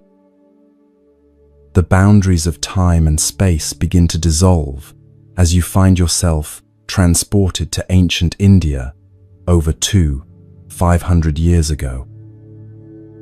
The air is warm and fragrant with the scent of tropical flowers as you approach a serene hillside known as Vulture Peak. The setting sun bathes everything in golden light, casting long shadows across the lush landscape. You notice a large gathering on the hillside, hundreds of monks in simple robes seated in concentric semicircles. Their faces reflect attentive anticipation as they wait in perfect stillness. At the center of this human lotus flower sits Gautama Buddha himself, his presence radiating both profound peace and alert awareness. You recognize many of his chief disciples: Ananda with his compassionate expression, serious Sariputra known for his intellectual brilliance, and the elderly Mahakashyapa, whose weathered face reflects decades of dedicated practice. This appears to be no ordinary assembly. Word has spread that the Buddha will deliver an important discourse today, and monks have traveled from throughout the region to hear his teaching. As you find a place among them, you sense the collective anticipation, a shared expectancy that wisdom of particular significance will soon be revealed. The Buddha sits in perfect meditation posture, his eyes gently open, his hands resting in his lap. The assembly waits in respectful silence. Minutes pass. The silence deepens. You notice how the quality of the silence itself seems to shift from expectant to questioning to, finally, a spacious receptivity that transcends the need for words. Without speaking, the Buddha slowly raises his right hand. Between his fingers, he holds a single white lotus flower, freshly picked and still glistening with morning dew. He makes no gesture with it, offers no explanation. He simply holds it up, before the assembly, his gaze moving slowly across the gathered disciples. The monks appear confused. They exchange questioning glances. Is this a new teaching method? Is there symbolic significance to the flower that they should understand? Is the Buddha waiting for a particular question before beginning his discourse? A subtle restlessness ripples through the assembly as the silent moments extend into minutes. Throughout the gathering, only one response emerges that differs from the general confusion. Mahakashyapa, seated near the front, looks at the Buddha and the flower, and his face breaks into a gentle smile. It's not a smile of amusement or even just appreciation, but one of profound recognition, as if through this wordless gesture, something essential has been perfectly communicated between master and disciple. The Buddha's eyes meet Mahakashyapa's, and his own face mirrors the smile. Then, finally breaking the silence, the Buddha speaks. I possess the true Dharma I, the marvelous mind of nirvana, the true form of the formless, the subtle Dharma gate that does not rest on words or letters, but is a special transmission outside of the scriptures. This I entrust to Mahakashyapa. With these words, something momentous has occurred, though many present don't yet realize it. In this seemingly simple exchange, the Buddha has transmitted the essence of Zen, acknowledging Mahakashyapa as the first patriarch of what will eventually become the Zen lineage. A teaching too profound for words has been passed through a silent understanding, through nothing more than a flower and a smile. As the assembly disperses, you notice some disciples gathering around Ananda, the Buddha's attendant, known for his perfect memory and detailed recounting of all the Buddha's teachings. What was the meaning of the flower? They ask. What did the master intend to convey? And why did he single out Mahakashyapa? Ananda, for once, has no explanation to offer. His specialty has always been remembering and clarifying the Buddha's verbal teachings. This wordless transmission lies outside his expertise. Something unprecedented has occurred, a direct pointing to reality itself, beyond the capacities of language, beyond even the brilliant conceptual frameworks of Buddhist philosophy. Later, you find yourself near Mahakashyapa, who sits quietly beneath a Bodhi tree, his face still carrying a trace of that knowing smile. A younger monk approaches him hesitantly. Master, the young monk asks, what did you understand when the Buddha held up the flower? What insight caused you to smile? Mahakashyapa looks at the young monk with kind eyes. Instead of answering directly, he points to a bird singing in a nearby tree. For a moment, they both listen to its clear, simple notes, piercing the evening air. Then Mahakashyapa asks, "Do you hear that?" "Yes, of course," replies the monk, clearly waiting for the explanation that will follow this seemingly irrelevant question. "That is your answer," says Mahakashyapa. The young monk's face registers confusion, then frustration. He begins to frame another question, but Mahakashyapa gently places his hand on the young monk's shoulder and smiles again, the same smile that had answered the Buddha's flower. In that moment, something shifts in the young monk's expression. Perhaps he hasn't fully understood, but he has glimpsed that what Mahakashyapa is pointing to lies beyond the realm of explanations. This simple yet profound story marks what many consider the birth of Zen Buddhism. In this flower sermon, as it came to be known, we witness the emergence of a tradition that would place special emphasis on direct transmission of wisdom beyond words and concepts. While other Buddhist schools developed elaborate philosophical systems and extensive commentaries on the sutras, Zen would maintain this focus on immediate, wordless insight, the direct perception of reality unmediated by conceptual thought. What was it that Mahakashyapa understood when he saw the Buddha's flower?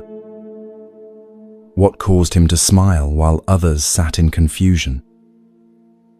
The story itself refuses to explain, and this refusal is integral to its teaching.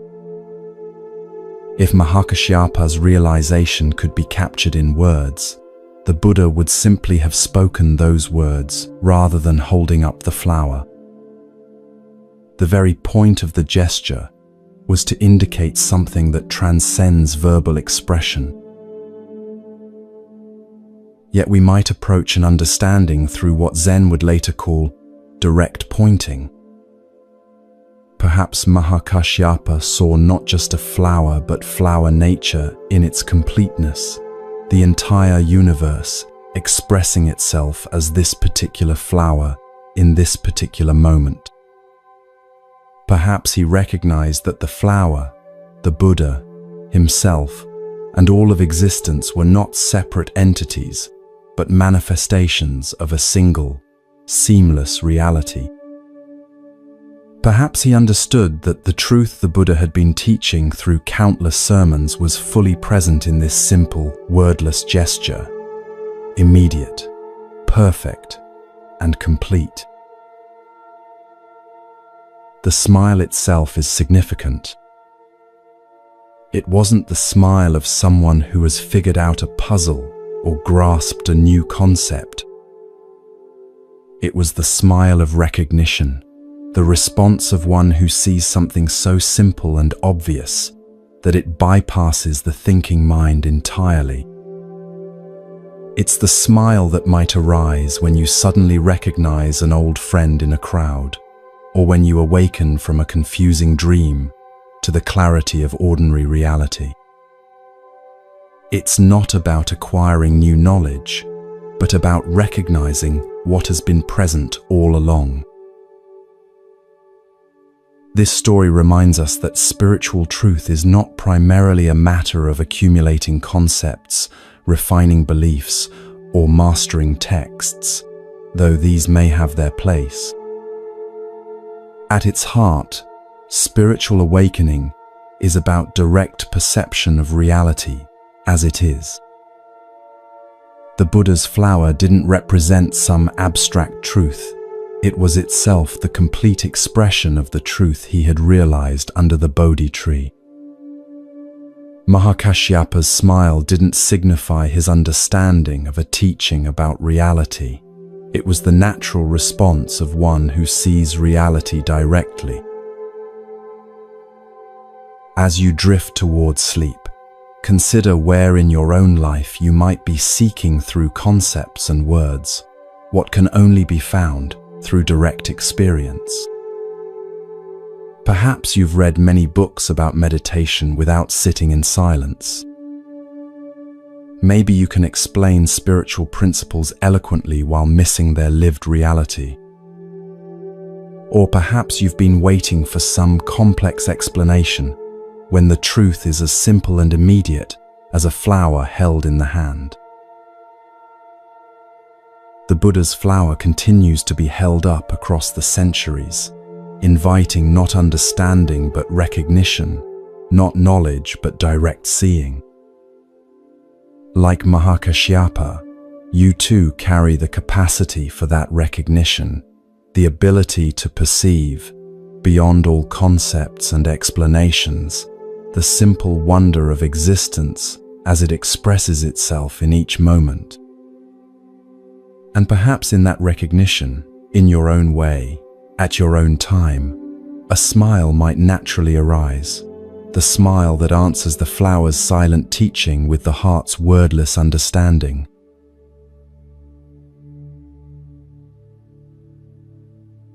Feel yourself sinking deeper into peaceful relaxation, your body becoming heavier as your mind grows lighter. The gentle darkness behind your closed eyelids transforms into a scene from late 19th century Japan, during the Meiji era, a time of rapid modernization when Western influences were dramatically changing the country's ancient ways. You find yourself in the outskirts of Kyoto, approaching a venerable Zen temple named Tofuku. The temple grounds are immaculately maintained, with raked gravel gardens and ancient pines sculpted by generations of careful pruning. Inside this temple lives a renowned Zen master named Keichu. Though not seeking fame or influence, his reputation for wisdom and directness has spread throughout the region.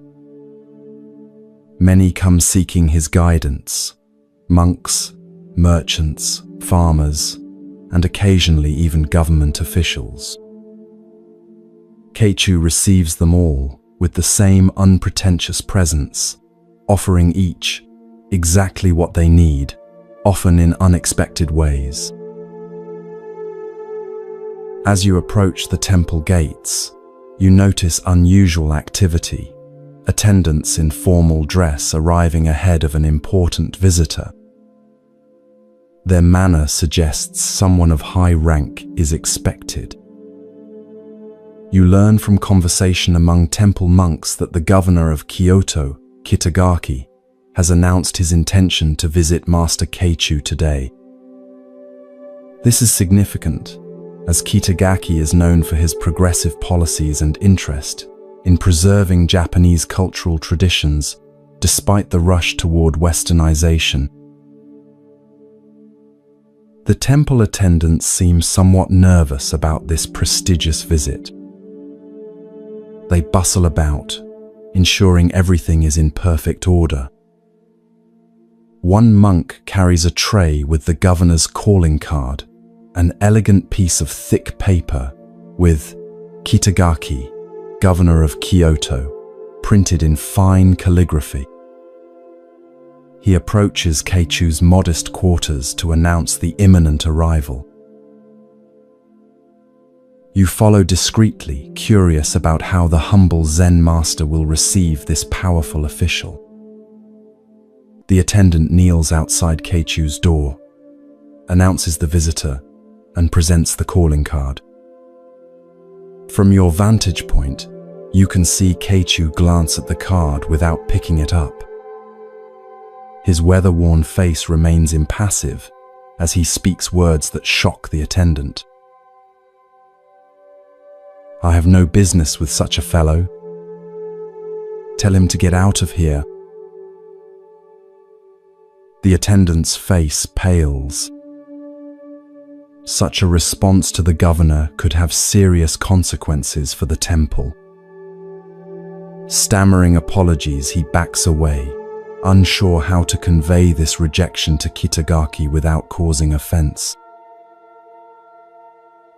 When the governor arrives minutes later, a dignified man in Western-style formal dress with traditional Japanese elements, the flustered attendant approaches him with visible anxiety.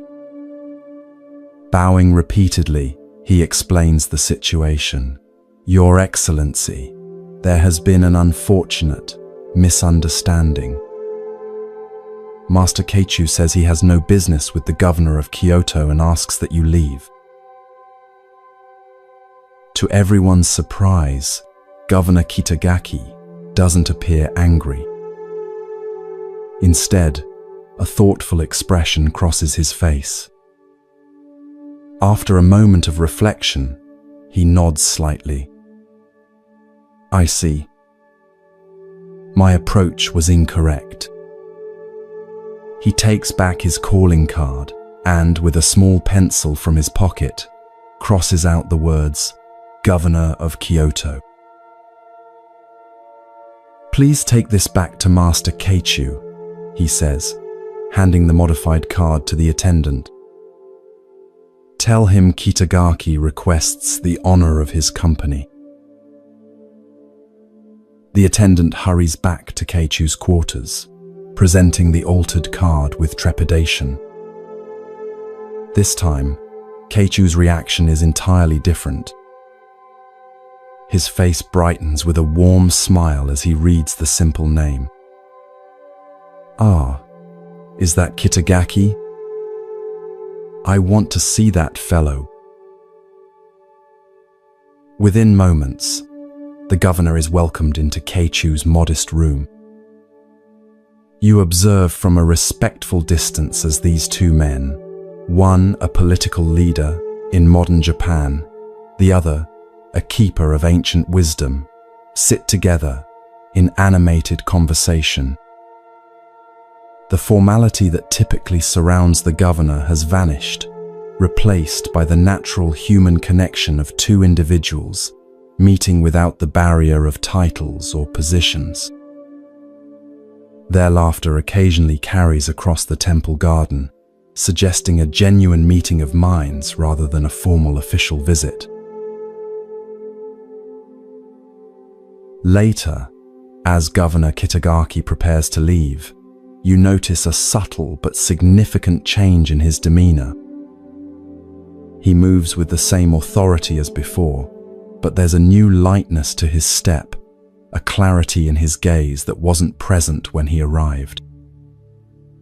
Whatever transpired in his conversation with Keichu seems to have affected him deeply. Before departing, Kitagaki bows to Keichu with genuine respect, not the formal bow of a governor to a subject, but the bow of one human being to another whom he recognizes as a genuine teacher. Thank you for receiving Kitagaki, he says with a smile, emphasizing his name without his title. Keichu returns the bow with equal respect. It was my pleasure to meet such a fellow, he responds with twinkling eyes. Please come again when you are just Kitagaki. This simple story reveals a profound truth about human connection and the barriers we place between ourselves and authentic experience. Master Keichu's refusal to meet with the governor of Kyoto wasn't rudeness or political statement. It was a direct pointing to a deeper reality that Kitagaki himself immediately understood once it was brought to his attention. By refusing to receive the governor but welcoming Kitagaki the man, Keichu demonstrated the Zen principle of seeing beyond social roles to the essential nature beneath. Titles, positions, and social identities, what Zen might call form, are necessary conventions for organizing society. But when we identify too strongly with these roles, we create barriers that prevent genuine human connection and direct experience of reality. We begin to believe we are our titles, forgetting the unnameable essence that lies beneath all such designations. Governor Kitagaki showed remarkable wisdom in his response. Rather than taking offense, he immediately understood the teaching being offered. By literally crossing out his title, he performed a physical act that represented a deeper psychological shift, temporarily setting aside his social identity to meet the Zen master as one human being to another. This willingness to step outside his official role even briefly, allowed for an authentic exchange that would have been impossible within the constraints of formal hierarchy. We all carry calling cards that announce our identities to the world, not just our professional titles, but all the ways we define and present ourselves to others. Parent, spouse, expert, achiever, helper, victim. These identities serve practical purposes in social interaction, but they can also become prisons that limit our capacity for genuine presence and connection. Zen practice invites us to periodically cross out these identities, not to discard them entirely, as they serve necessary functions in daily life, but to recognize that they are not who we fundamentally are. When we can set aside our curated self-images and meet life directly, without the filter of our accumulated identities, we open ourselves to the kind of authentic exchange that Kitagaki and Keichu enjoyed. Consider your own various titles and how they might be both useful and limiting. Perhaps being known as the responsible one ensures that others trust you, but prevents them from seeing your playful side. Maybe your identity as the expert in your field brings professional recognition, but makes it difficult to admit when you don't know something. Or your role as the helper allows you to contribute to others' well-being, but makes it challenging to receive help when you need it. As you drift towards sleep, imagine taking out your own calling card, the one that lists all your primary identities and roles. Like Governor Kitagaki, experiment with temporarily crossing out these titles. What remains when you're not defined by what you do, what you know, or how others perceive you?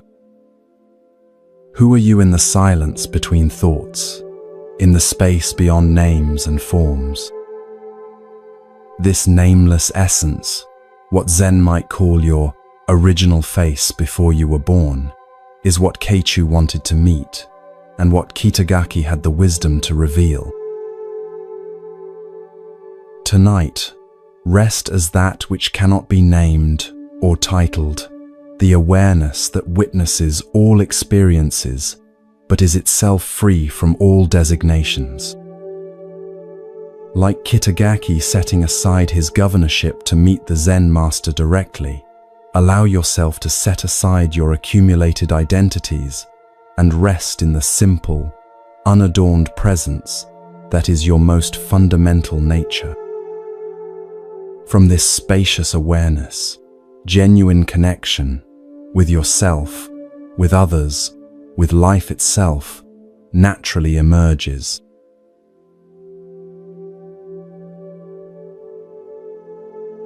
Feel your body becoming increasingly relaxed with each breath.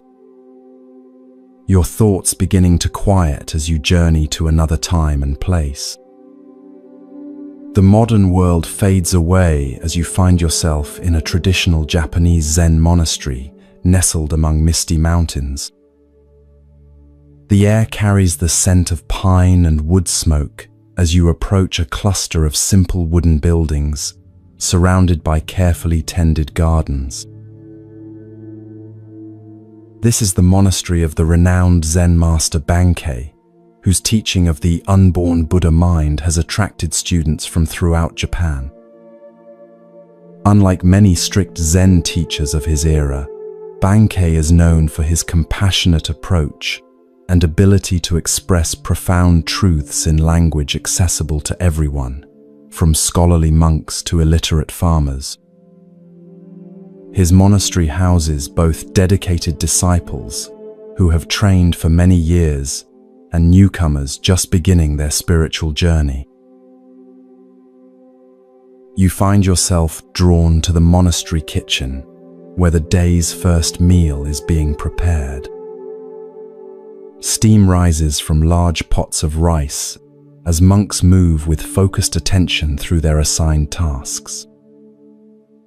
In Zen monasteries, kitchen work is considered sacred, not merely a practical necessity, but an opportunity for mindfulness practice, where every chopped vegetable and washed bowl becomes a vehicle for awakening. Overseeing this activity is a monk named Daio, who serves as the tenzo, the head cook responsible for all meals. This is a position of significant responsibility in the monastery hierarchy. The tenzo must ensure that meals are nutritious, timely, and prepared with the utmost mindfulness, as the physical well-being of the entire community depends on his work. Daio takes this responsibility seriously, his movements efficient and precise, as he directs the kitchen activities. As preparations for the morning meal near completion, Daio inspects each dish before it leaves the kitchen.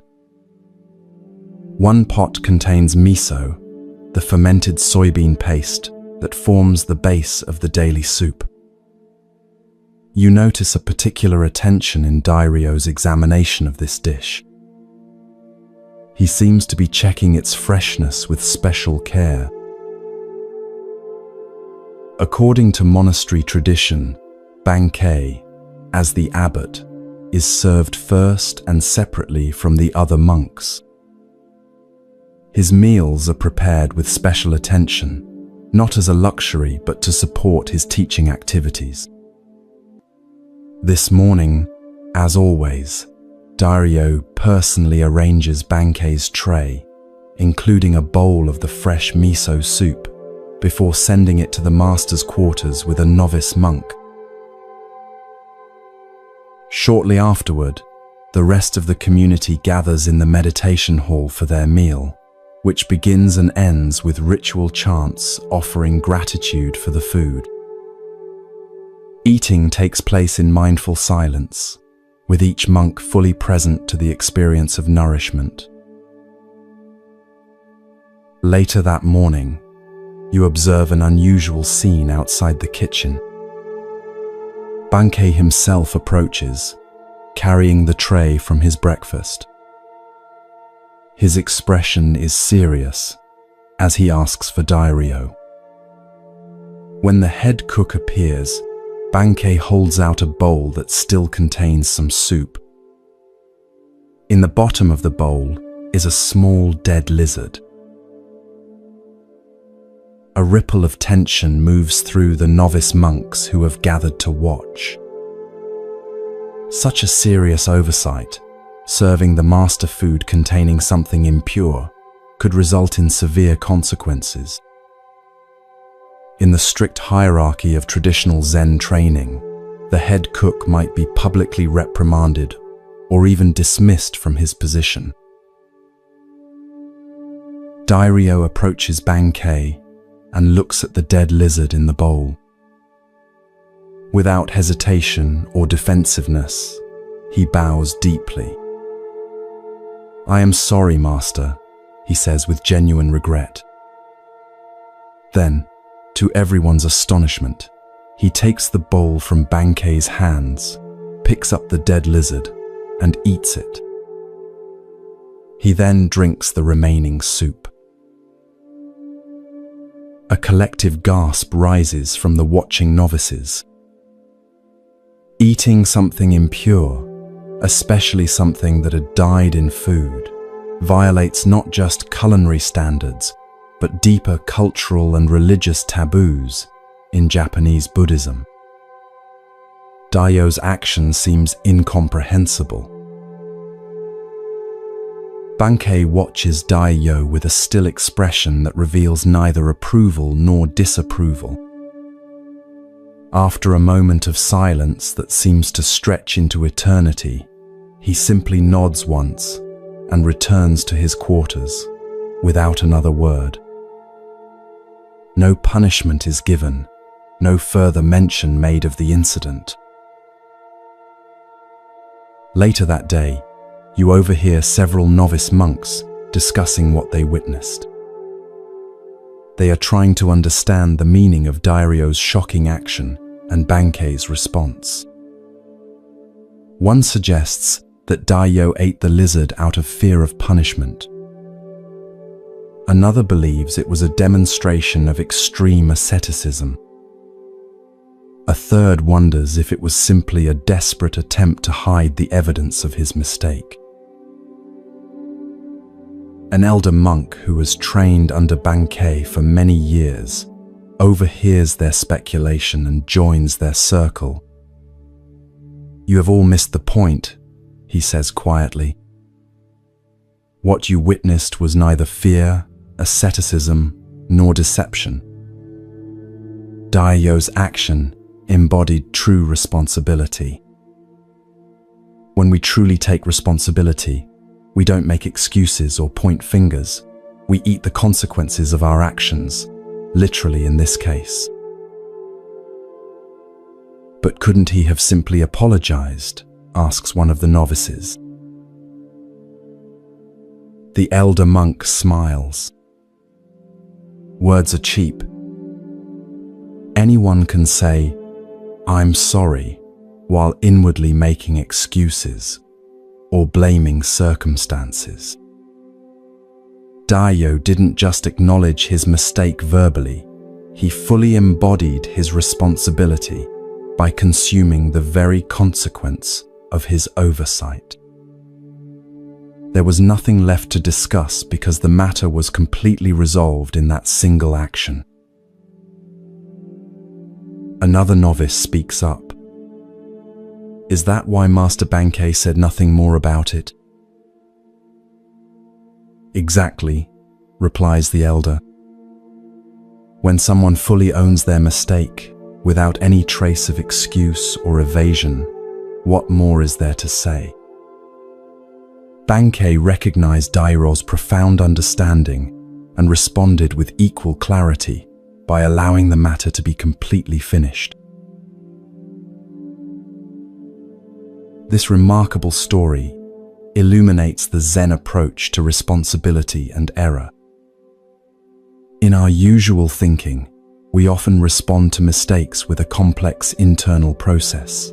First denial, then excuse, making, followed perhaps by reluctant admission, blame, shifting, promises of future improvement, and requests for forgiveness. This elaborate dance around error actually prevents us from fully experiencing and integrating the consequences of our actions. Dairyo demonstrates a radically different approach, what we might call eating the blame. Rather than engaging in explanation or justification, he literally consumes the evidence of his oversight.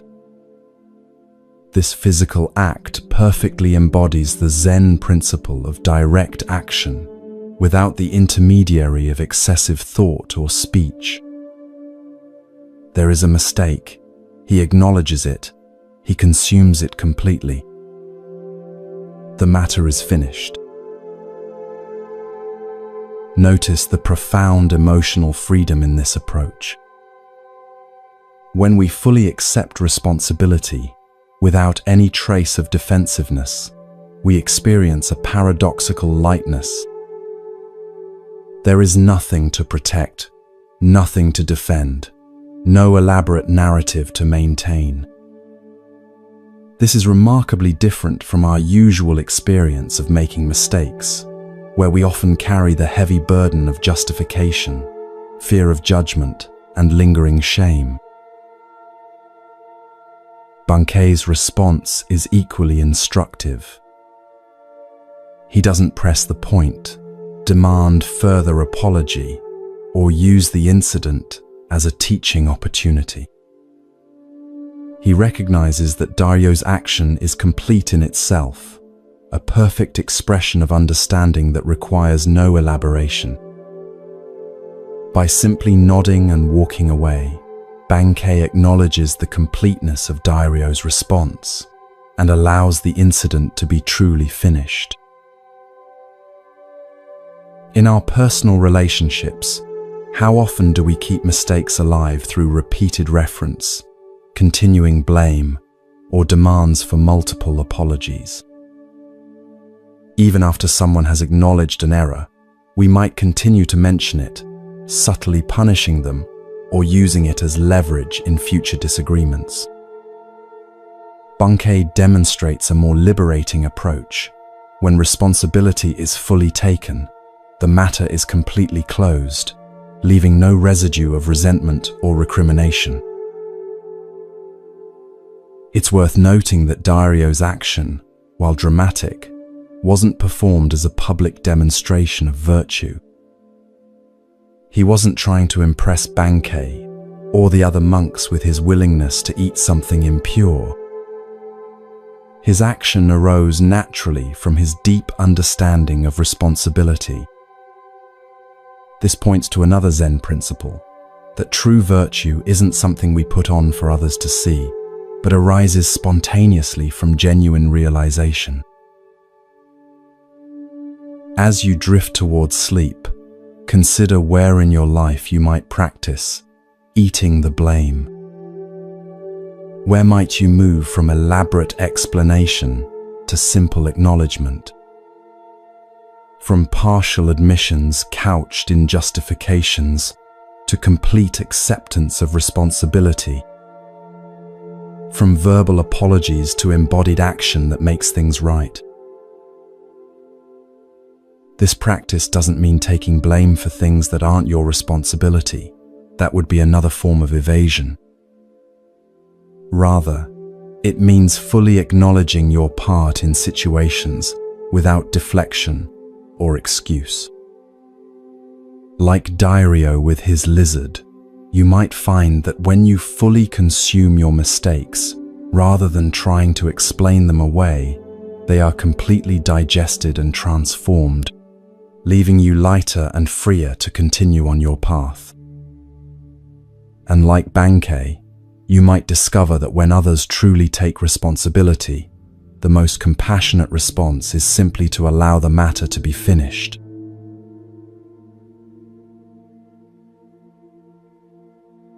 Allow yourself to settle more deeply into comfort, your breath becoming slow and rhythmic. Feel the gentle weight of your body against the surface supporting you as your mind begins to drift. The boundaries of your everyday awareness soften as you journey to Japan during the early Meiji period, a time of profound transition as the country began opening to Western influences after centuries of isolation. You find yourself on a forested mountain path, leading to a renowned Zen temple. The temple belongs to Nanin, a Zen master whose piercing insight and uncompromising teaching have attracted serious students from throughout Japan. Unlike some masters who rely on dramatic methods or elaborate explanations, Nanin's approach is direct and subtle, often revealing profound truths through the simplest of gestures or observations. The temple itself reflects this quality, elegant in its simplicity, with clean lines and unadorned spaces that direct attention to the essential.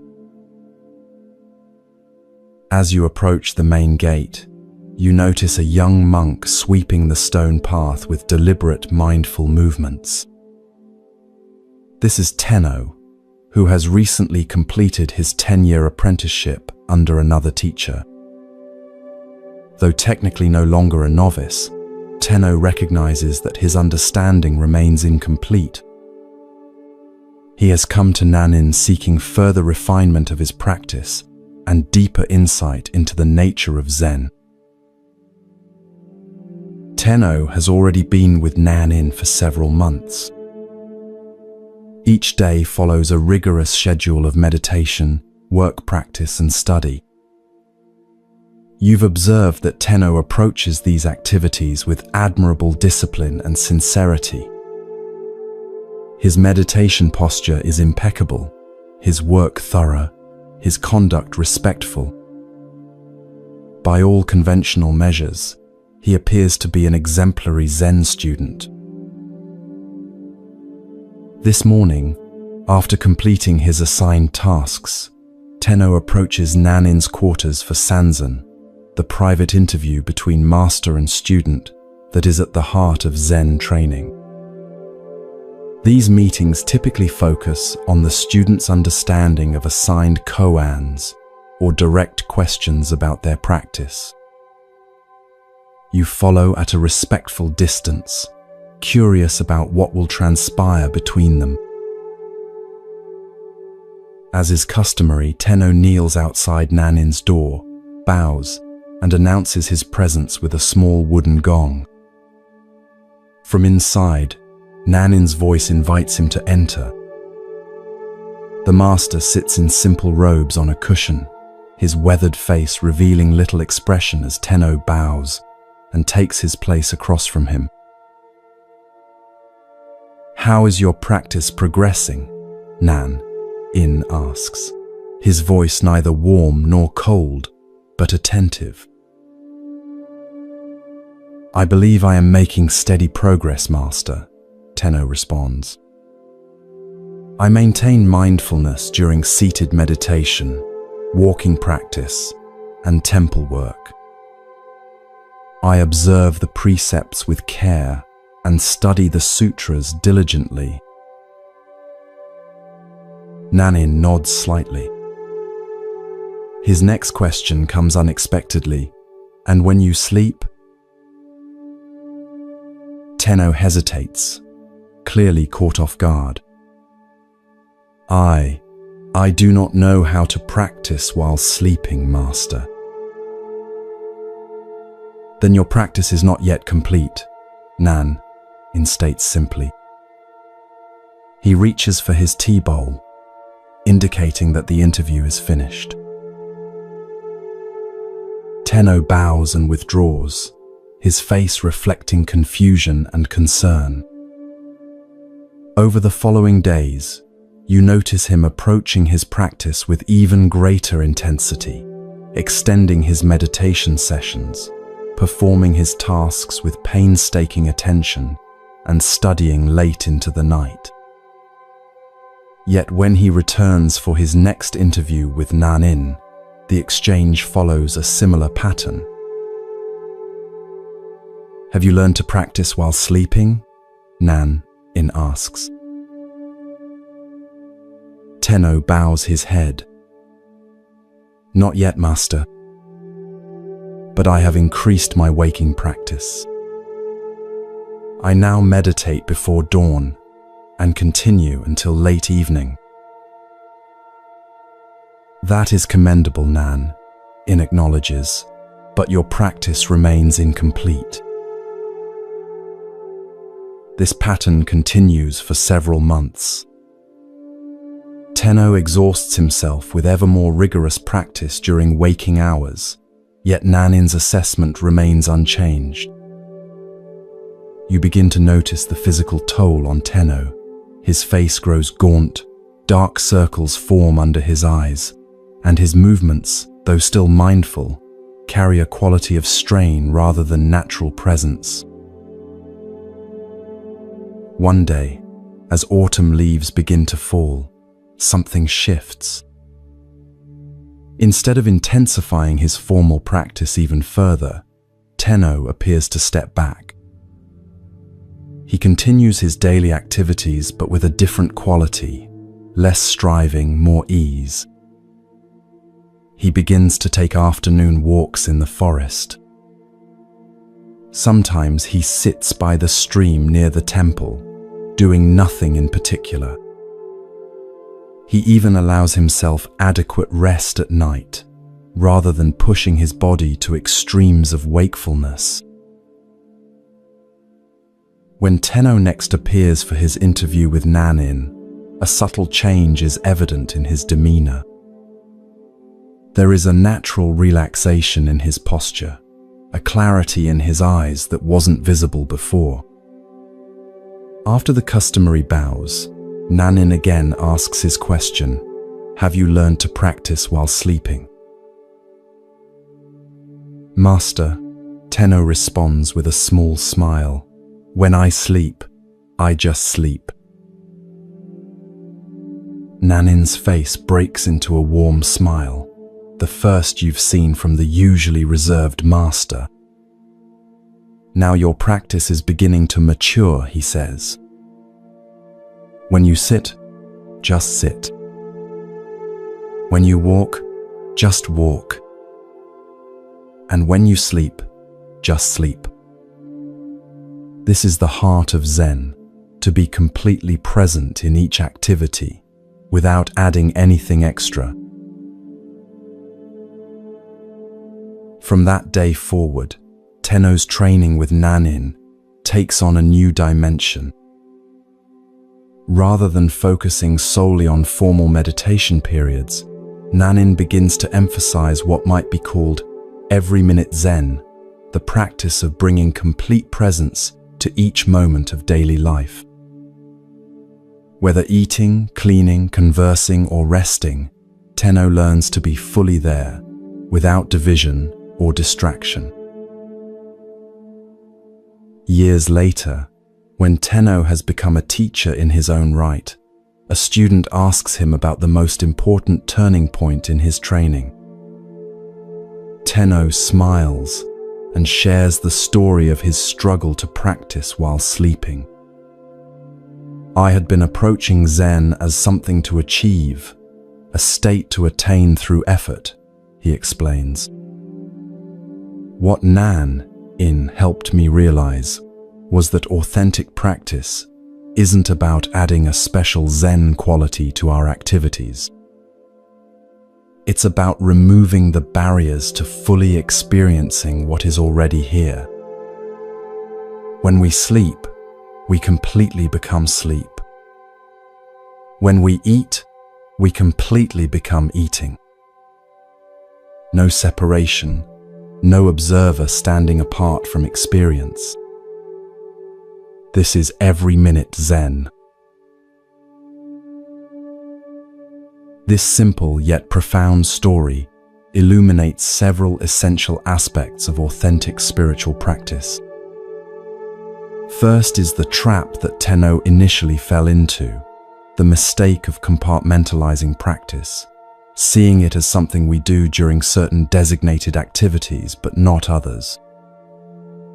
Many of us make this same error, believing that spirituality happens in meditation halls, yoga studios, or houses of worship, but remains separate from ordinary life. We create an artificial division between sacred and secular, practice time, and the rest of our day. Nanin's persistent question about practicing while sleeping challenged this compartmentalization. Sleep represents the ultimate non-doing state. We cannot approach it through effort or control. We cannot force ourselves to sleep through willpower, nor can we remain consciously vigilant while sleeping. By highlighting this apparent paradox, Nanin was pointing to a fundamental misunderstanding about the nature of practice itself. Notice how Tenno initially responded by intensifying his efforts during waking hours, a common but misguided approach when we feel our practice is inadequate. We often believe that if our meditation, prayer, or other spiritual activities aren't yielding the results we seek, we simply need to do more of them or perform them more rigorously. This approach reflects a fundamental misunderstanding of spiritual practice as primarily a doing rather than a being. The breakthrough came when Tenno shifted from striving to allowing, from trying to practice sleep to simply sleeping. This represents a profound shift from practice as a special activity we perform to practice as the direct, unmediated experience of whatever is happening. When we fully inhabit each moment without adding anything extra, when we just sleep while sleeping, just eat while eating, just sit while sitting, we discover the heart of Zen. This quality of complete presence has been described by Zen master Dogen as body and mind dropping away. It's not that the body and mind disappear, but rather that the sense of a separate self managing the experience falls away. There is just the pure experience itself, undivided, unmediated, complete.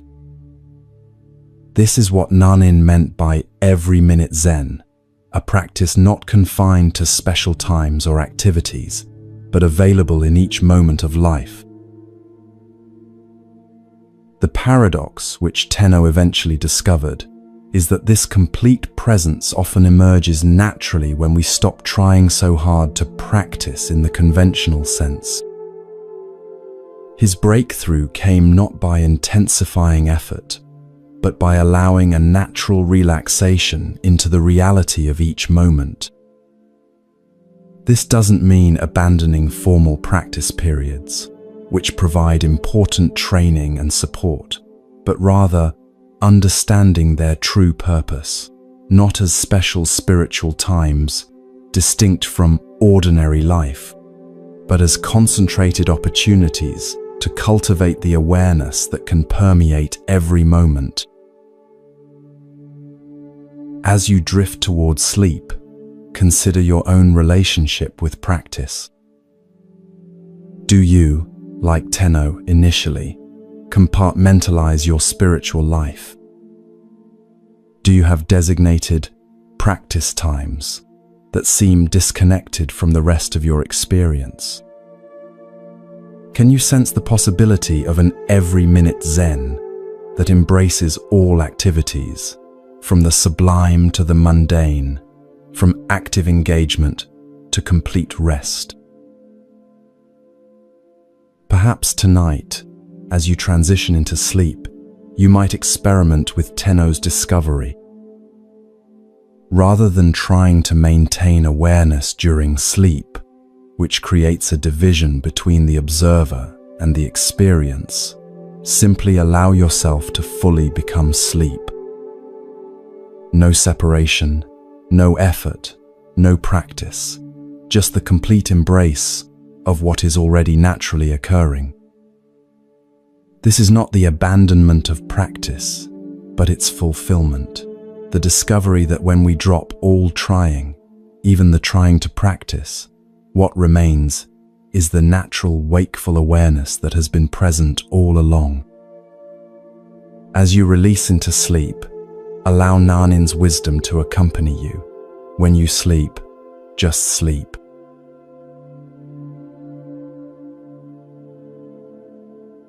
Feel your body growing heavier, your breath slower and deeper with each passing moment. The concerns of your day gradually dissolve as you journey to a different time and place. The familiar surroundings of your room fade away, replaced by the sights, sounds, and scents of ancient Japan. You find yourself approaching a modest temple nestled among pine-covered hills. This temple is known not for its grandeur or famous lineage, but for the wisdom of its elderly master. Though his name has been forgotten in historical records, his teachings live on through stories passed down through generations of students. The temple grounds are simple, but meticulously maintained. Stone pathways swept clean, gardens tended with care, buildings modest but in good repair. The atmosphere reflects the master's teaching style, unpretentious, practical, and directly addressing the challenges of everyday life. As you approach the main hall, you notice unusual activity.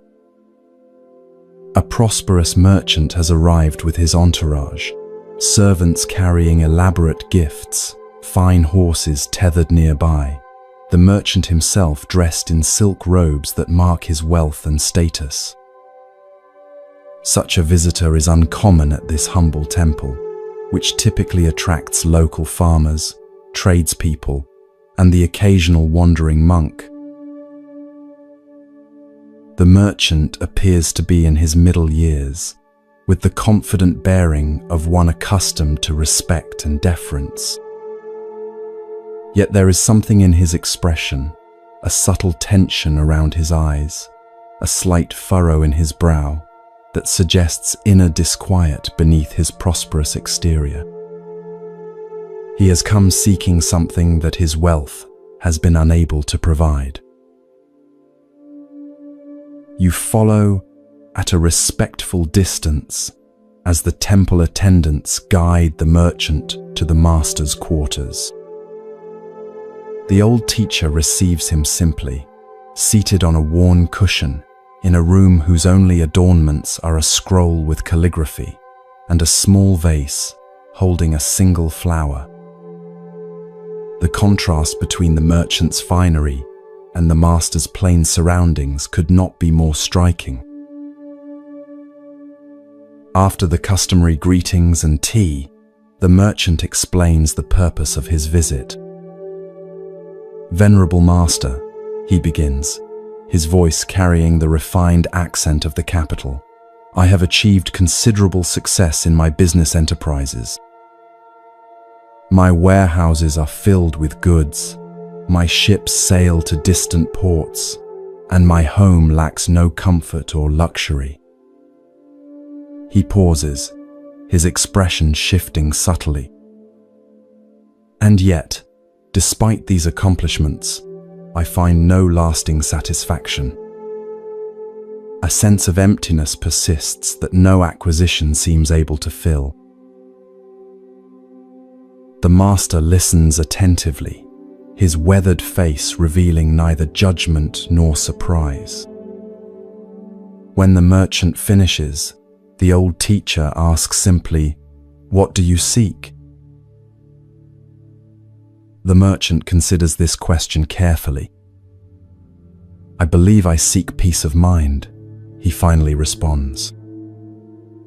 "And perhaps a way to use my resources that brings genuine fulfillment rather than merely adding to my possessions." The master nods, then poses another question. "In your business dealings, what principle guides your determination of fair prices?" Caught off guard by this seemingly unrelated inquiry, the merchant nevertheless answers thoughtfully. "I consider the cost of materials, the labor involved, the rarity of the item, and what the market will bear. For unique goods, I might increase the price considerably, while common items command only a modest profit. This is the standard practice among merchants. And in your charitable giving," the master continues, "what principle determines the amount you contribute?" The merchant shifts uncomfortably. "I give, according to what seems appropriate for a man of my position. For public projects that bring recognition, I might give substantial amounts. For lesser causes, smaller donations suffice." The master's expression remains unchanged, but his next question penetrates deeper. "And how do you determine the value of a human life?" The merchant looks genuinely perplexed. "I don't understand, master. How can one assign value to a life?" "Yet you do so regularly," the master responds quietly. "When you decide how much profit to extract from those who labor for you, when you determine what portion of your wealth to share with those in need, when you pass a beggar on the street and decide whether to look away or offer assistance, in all these moments you are assigning value to human lives, including your own." A long silence follows as the merchant absorbs this perspective. Finally, he asks, "How then should I determine the proportion of my wealth to share with others?" Instead of answering directly, the master stands and gestures for the merchant to follow him outside.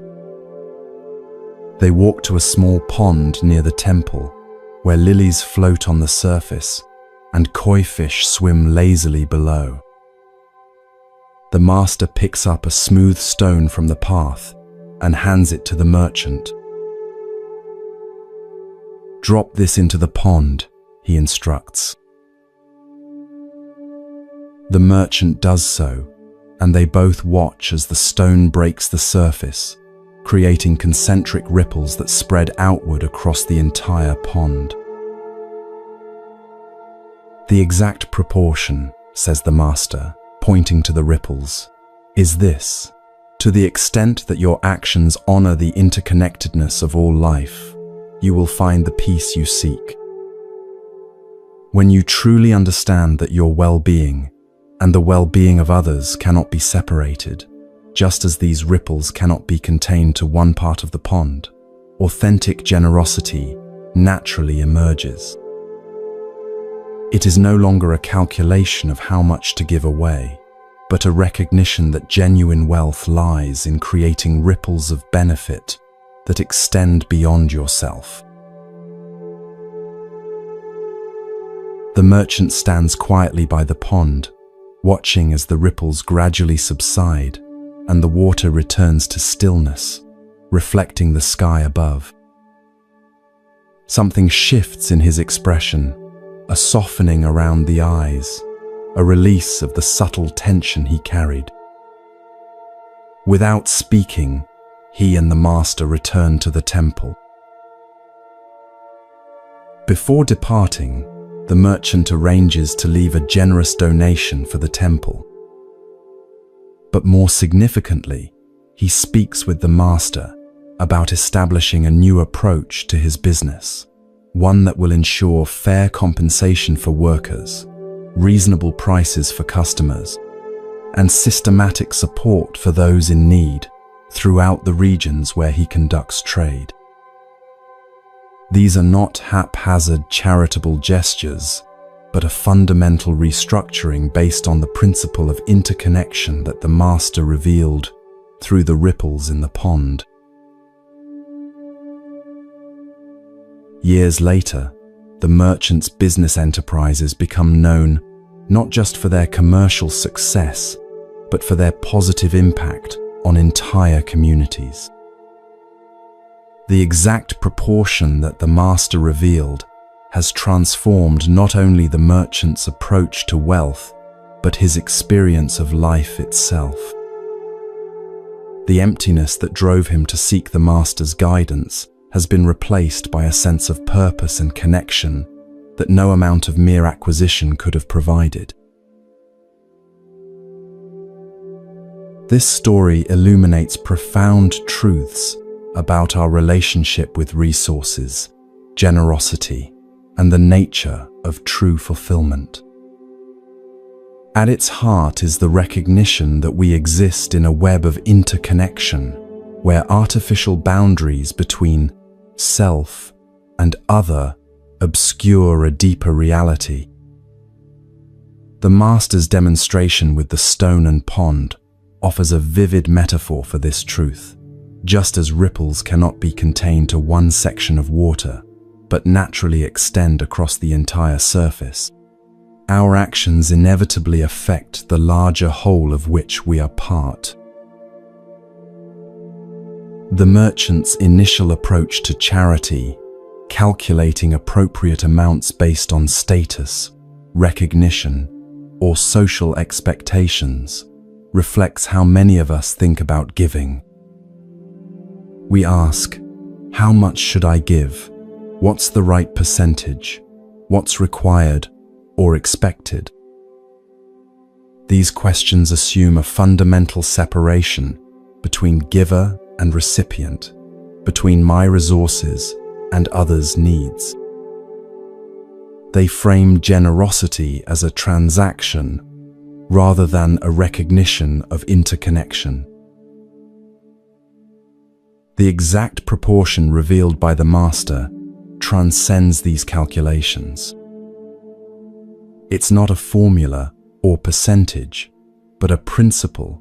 Authentic generosity flows naturally from the recognition that our well-being is inseparable from the well-being of others.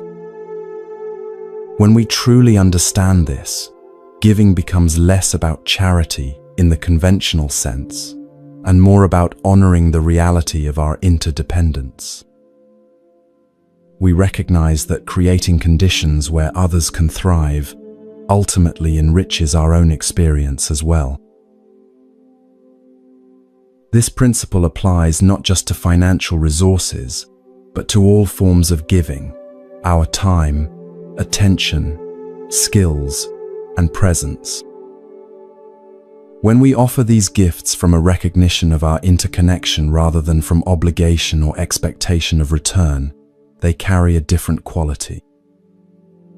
There's a naturalness and joy in such giving that is absent when we're merely fulfilling social obligations or attempting to accumulate spiritual merit. The merchant's transformation illustrates another key insight, that the emptiness he experienced amid material abundance couldn't be filled by acquiring more, but only by recognizing his place within a larger whole. This echoes a central teaching across wisdom traditions, that lasting fulfillment arises not from satisfying the self's endless desires, but from transcending exclusive identification with the separate self. As we extend our concern and care beyond our immediate interests, we paradoxically experience a deeper sense of meaning and sufficiency. In the language of Buddhism, this shift reflects the movement from a consciousness dominated by greed, aversion, and delusion, the three poisons that create suffering, to one characterized by generosity, compassion, and wisdom. The master didn't ask the merchant to abandon his business or give away all his wealth. Rather, he invited him to transform his relationship with resources by recognizing the illusory nature of separation and allowing that recognition to inform his decisions. As you drift towards sleep, consider the ripples that your own life creates in the pond of interconnection. Where might you be calculating giving based on external measures rather than recognizing fundamental interconnectedness? How might your approach to resources, whether material wealth, time, attention, or care, shift if viewed through the lens of interdependence rather than separation? Perhaps the exact proportion that brings lasting fulfillment is not a numerical formula, but a way of being that honors the reality that, like ripples in a pond, our well-being and the well-being of others cannot ultimately be separated.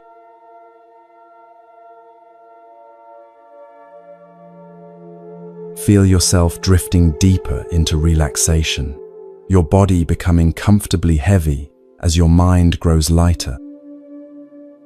The boundaries between waking and dreaming begin to blur as you journey to feudal Japan, to a time when Zen Buddhism was flourishing throughout the country.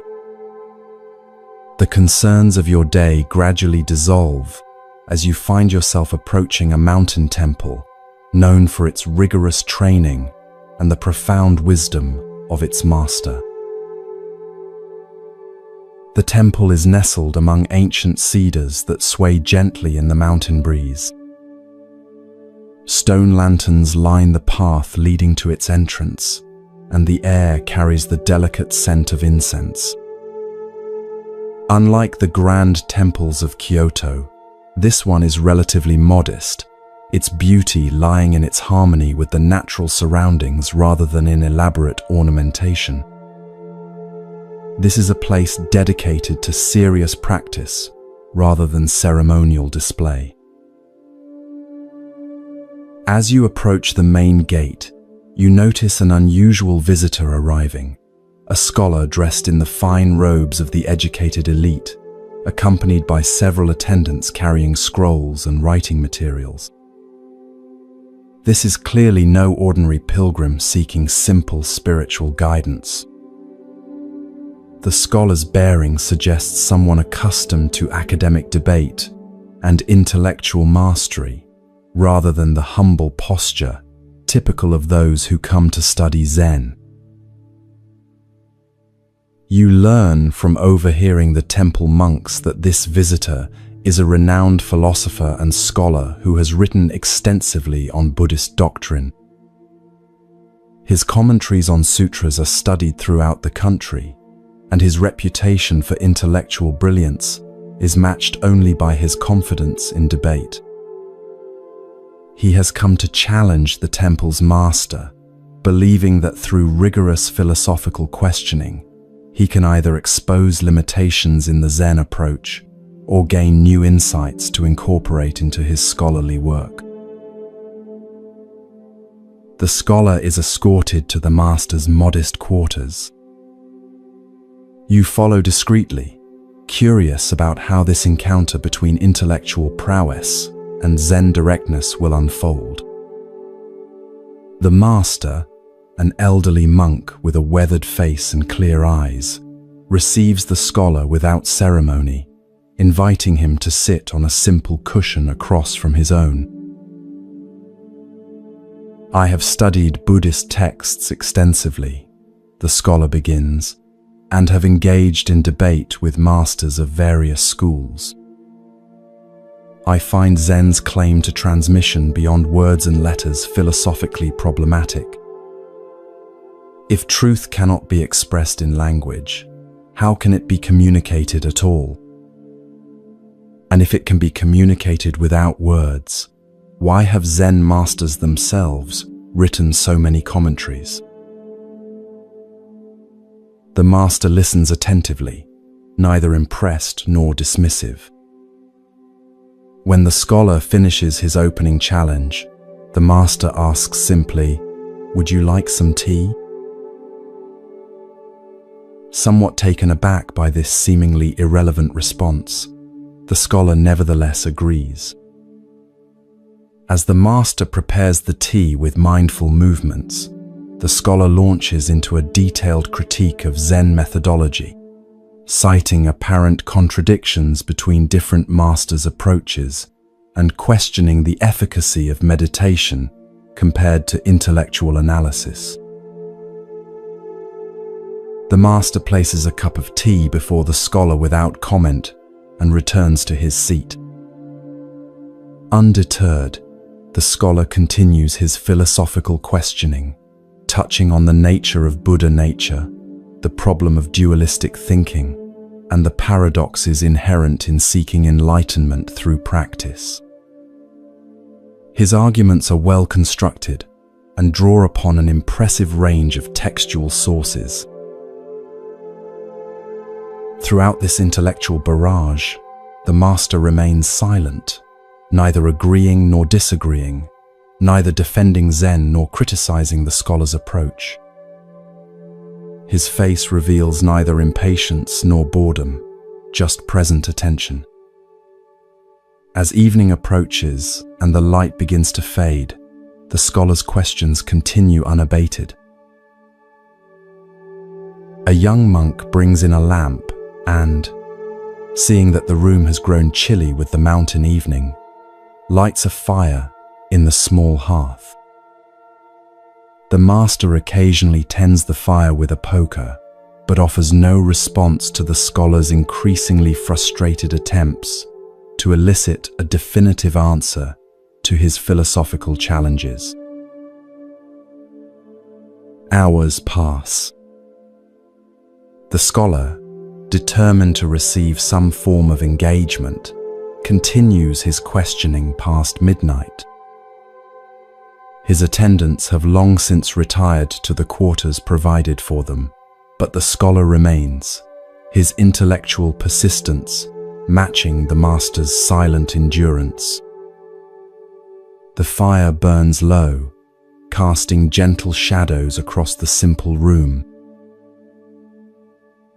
Near dawn, the scholar, exhausted but still determined, poses what he considers his most penetrating question.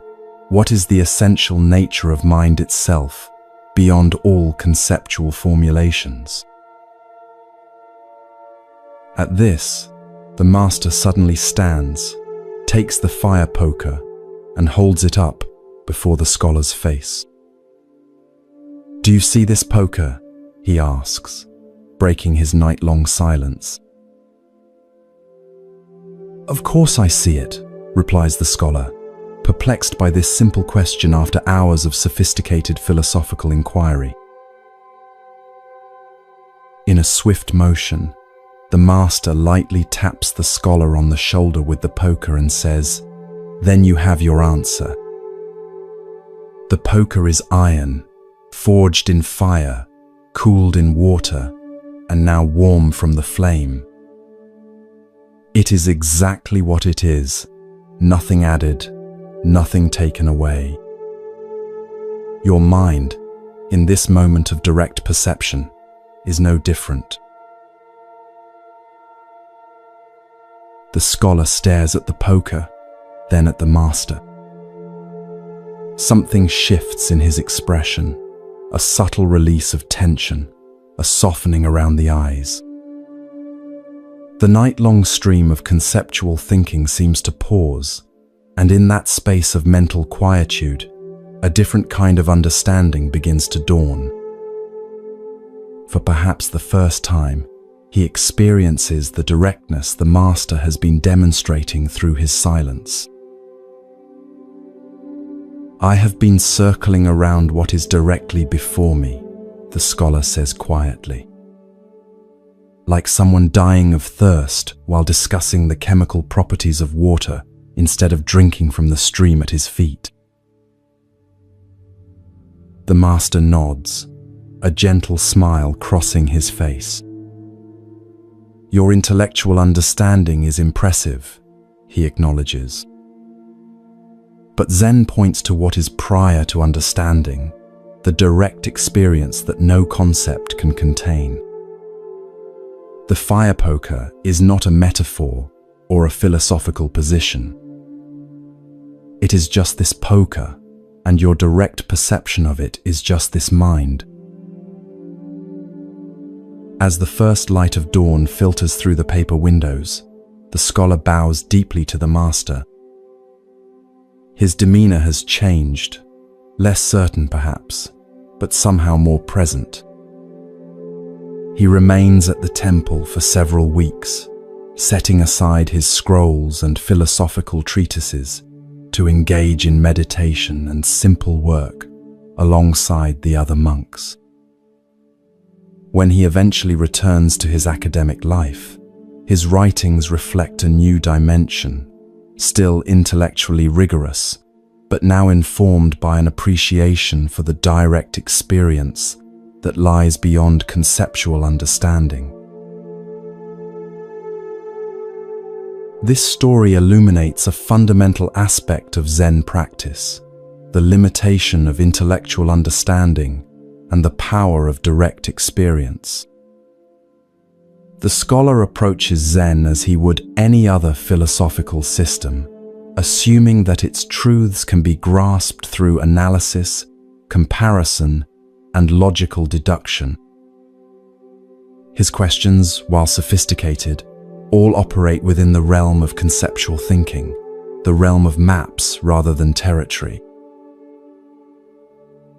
The master's prolonged silence is not merely a teaching technique or a refusal to engage. It is itself a demonstration of what Zen points toward, the direct presence that precedes and transcends conceptual elaboration. By neither defending Zen philosophically nor dismissing the scholar's questions, the master creates a space where something beyond intellectual exchange can potentially emerge. The fire poker becomes the perfect instrument for this teaching, an ordinary object with no special spiritual significance, yet in that moment of direct perception, revealing the nature of mind itself. When the master asks, "Do you see this poker?" he is pointing to the immediacy of perception that occurs before thought categorizes, analyzes, or evaluates. This direct seeing is what Zen means by original mind or Buddha nature, not some mystical state or philosophical concept, but the simple, ordinary awareness that is always present, yet often overlooked as we become entangled in our thoughts about reality rather than reality itself. Notice the critical role of persistence in this story. Had the scholar given up after a few hours of the master's silence, the breakthrough might never have occurred. It was precisely his exhaustion, the wearing down of his habitual intellectual approach, that created the conditions for a different kind of understanding to emerge. Sometimes, our most cherished mental habits must be exhausted before we can experience the simplicity that lies beyond them.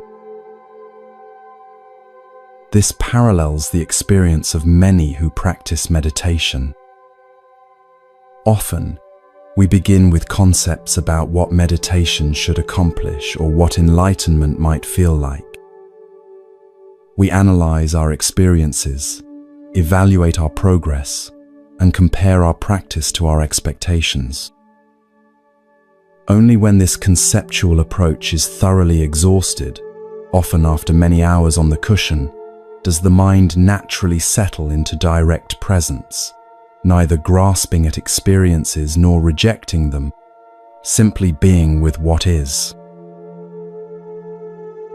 The scholar's realization that he has been circling around what is directly before me reflects a universal human tendency. We often become so engrossed in our thoughts about reality that we miss the direct experience of it. We analyze relationships instead of being fully present with others, theorize about happiness rather than noticing moments of contentment when they arise, accumulate spiritual concepts instead of living from the awareness that all such concepts attempt to describe. The master's acknowledgement of the scholar's intellectual abilities is significant. Zen doesn't reject intellectual understanding, it simply recognizes its limitations. Concepts and analyses have their place.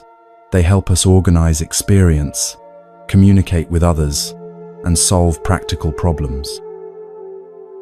But they are tools rather than the truth itself, maps rather than the territory they represent. When we mistake the map for the territory, when we confuse our concepts about reality with reality itself, we remain trapped in what Zen calls the ghost cave of conceptual thinking. As you drift toward sleep, consider where in your own life you might be circling around what is directly before you.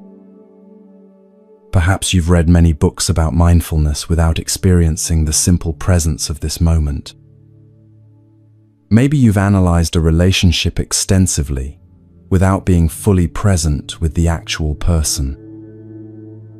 Or perhaps you've accumulated spiritual concepts while overlooking the awareness in which all concepts appear. The fire poker is always right here, in the sound of your breath, the feeling of your body against the bed, the simple awareness that witnesses all experience. No special state is required to access this directness. It's available in every ordinary moment, requiring only that we pause our endless thinking about experience long enough to experience directly. As the Zen saying goes, don't mistake the finger pointing at the moon for the moon itself.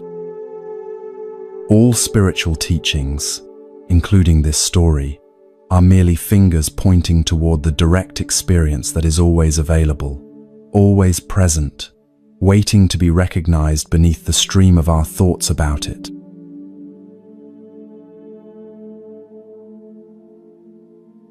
Feel your body becoming heavier with each breath, sinking deeper into comfort. The sounds around you begin to fade as you journey to another time and place. Imagine yourself walking along a forest path in Japan, the ground soft beneath your feet, the air fresh with the scent of pine and moss. Bird songs echo through the trees as sunlight filters through the canopy in golden shafts. You follow the winding path until it opens onto a small clearing where a modest temple stands.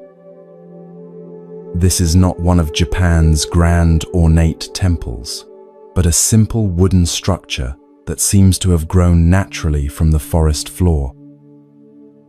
A stream runs nearby, its gentle murmur creating a perfect backdrop for meditation. This is the temple of Gasan, a respected Zen teacher known for his clear wisdom and open mind. As you approach, you notice unusual activity today. A visitor, unlike the temple's typical students, has arrived, a young man in Western clothing carrying a book bound in leather. From snippets of conversation among the monks, you learn he is a university student who has been studying Christianity with Western missionaries. Curious about how different spiritual traditions might compare, he has come to show Gasan some passages from the Christian Bible and hear the Zen master's perspective. You follow as the young man is led to Gasan's simple quarters.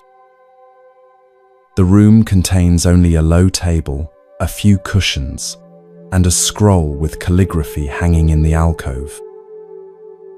Gasan himself sits in meditation, his eyes open but focused on nothing in particular.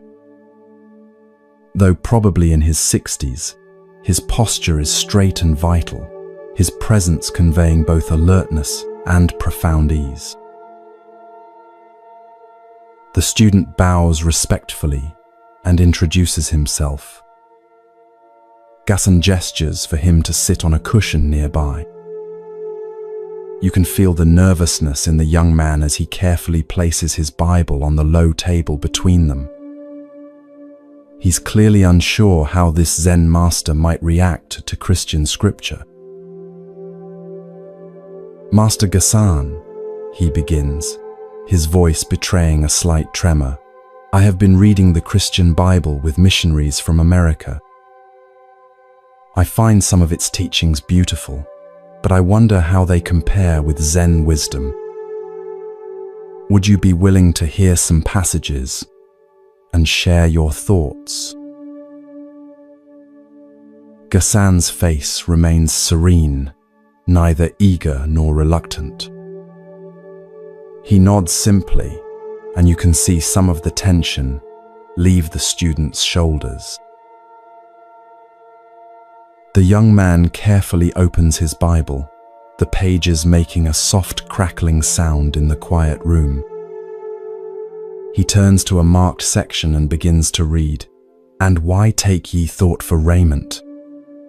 Consider the lilies of the field, how they grow, they toil not, neither do they spin. And yet I say unto you, that even Solomon in all his glory was not arrayed like one of these." The student pauses, watching Gasan's face for a reaction.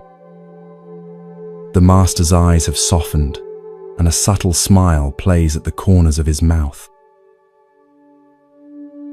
"Whoever uttered those words," Gasan says quietly, "I consider an enlightened man." Surprise and delight flash across the student's face. He hadn't expected such immediate appreciation from a Buddhist master for Christian scripture. Encouraged, he turns to another passage and continues reading. "Ask, and it shall be given you. Seek, and ye shall find. Knock, and it shall be opened unto you. For everyone that asketh receiveth, and he that seeketh findeth, and to him that knocketh it shall be opened. The late afternoon sun casts long shadows across the room as Ghassan listens intently. When the student finishes, the master nods thoughtfully.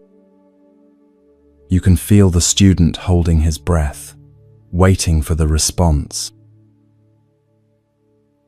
"That is excellent," Ghassan says, his voice warm with genuine appreciation.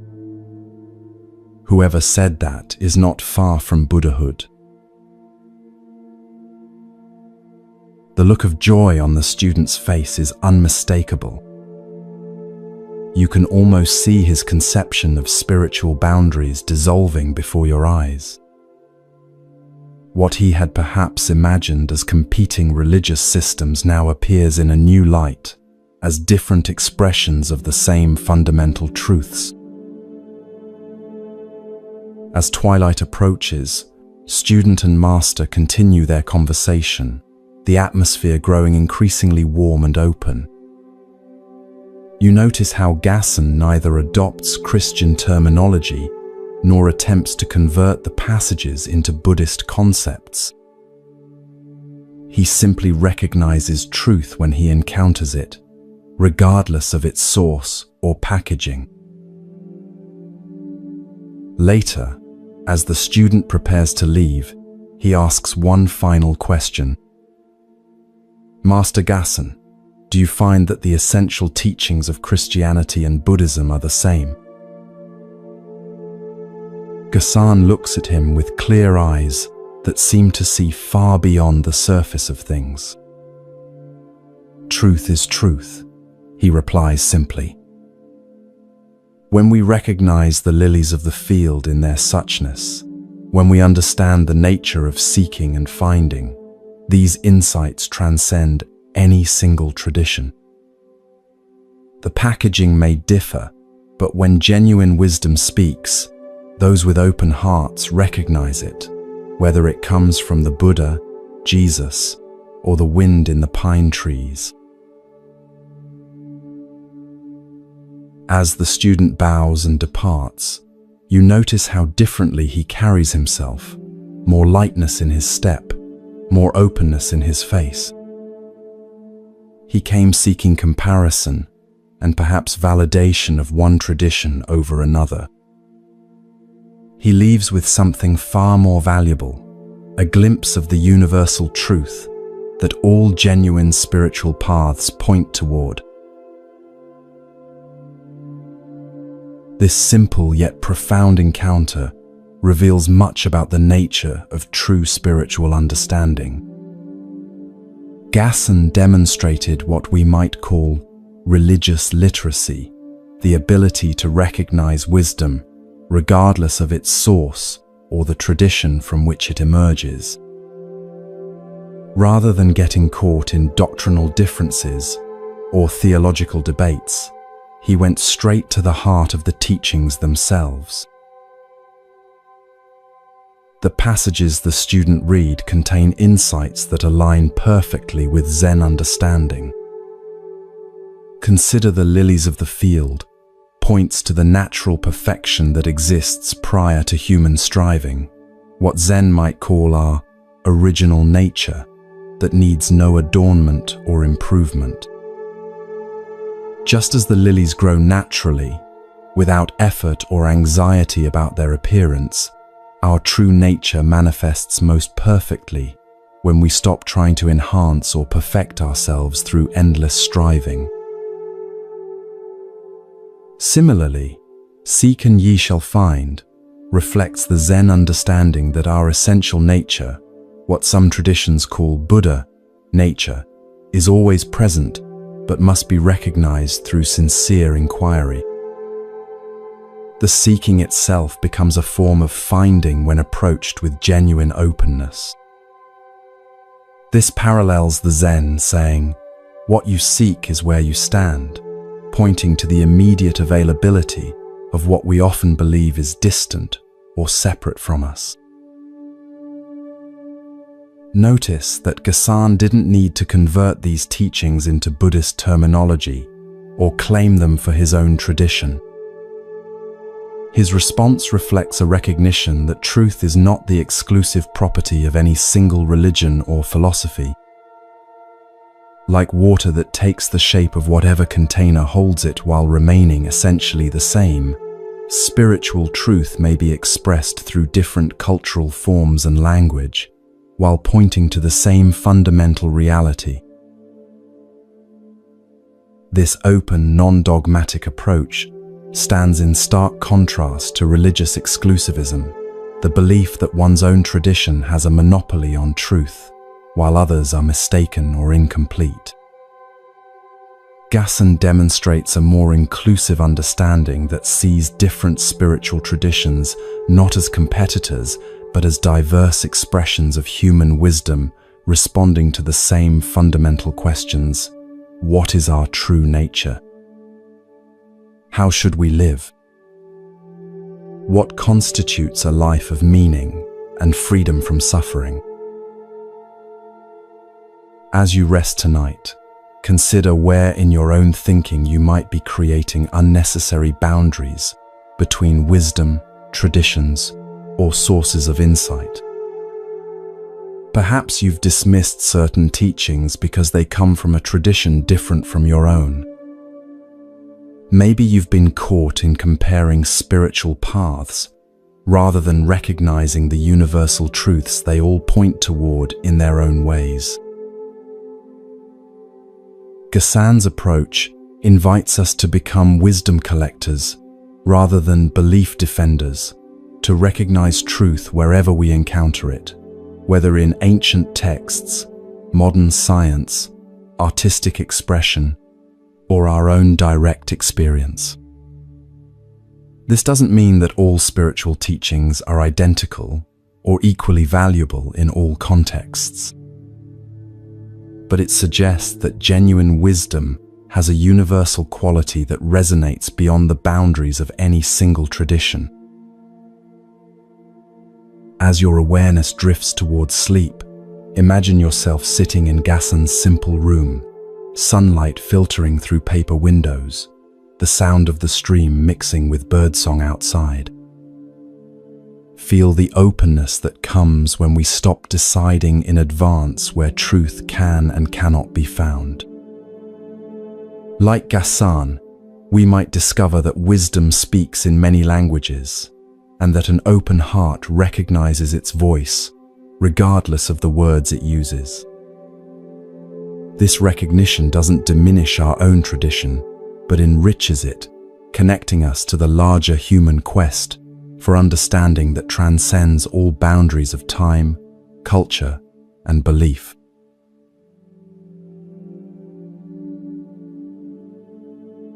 Your body feels deliciously heavy now, sinking deeper into relaxation with each breath. Behind your closed eyelids, the darkness transforms into a misty mountain landscape in ancient China. You can feel the cool, damp air against your skin and hear the distant call of birds echoing through forested valleys. Your feet carry you along a narrow path winding up a steep mountainside. After climbing for what seems like hours, you reach a small plateau where a humble hermitage stands. Built of rough-hewn timber with a thatched roof, it blends so naturally with its surroundings that you might have missed it if not for the thin wisp of smoke rising from its central fire pit. This is the dwelling of Master Gute, a Zen teacher who left the comforts of temple life years ago to practice in solitude. Despite his preference for isolation, Gute's reputation for wisdom has spread, and occasionally seekers brave the difficult journey to receive his teaching. Today, you're not the only visitor. Just ahead of you on the path walks a young monk, his simple robe dusty from travel, determination evident in his steady pace. As you both approach the hermitage, the door slides open. Master Gute appears, a wiry man of middle years, with weathered skin and clear, penetrating eyes. His appearance is unremarkable. Nothing about his physical presence suggests spiritual accomplishment or special status. Yet something in his quality of attention, in the way he fully occupies this moment, creates an atmosphere of extraordinary presence. The young monk bows deeply. "Master Gute," he says, his voice reflecting both respect and eagerness, "I have traveled far to ask you about the essential nature of Zen. What is the fundamental teaching? What is the truth that the Buddha realized under the Bodhi tree?" You watch carefully, expecting Gute to respond with a profound statement, perhaps a quote from the sutras or a paradoxical Zen saying.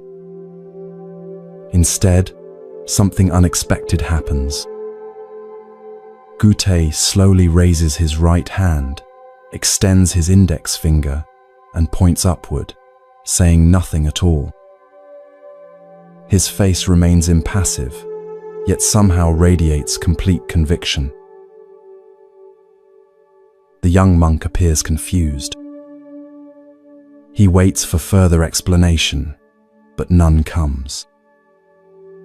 Gute simply stands there, finger raised, in eloquent silence. After several moments, the monk bows again and backs away, clearly unsure what to make of this strange response. You follow the young monk as he makes his way to a small meditation hut nearby, provided for visitors who wish to stay and practice. For several days, he sits in meditation, occasionally walking in the surrounding forest. You can almost see the wheels turning in his mind as he attempts to decipher the meaning of Gute's finger. Is it pointing to the sky? To the oneness of all things? Is it a symbol to be understood, or is the gesture itself the teaching? The monk approaches Gute several more times, asking follow-up questions, seeking clarification. Each time, regardless of what is asked, Gute responds only by raising his index finger. Nothing more. You notice how the raised finger itself begins to take on a mysterious power, not as a conceptual explanation, but as a direct expression of something beyond words. Weeks pass.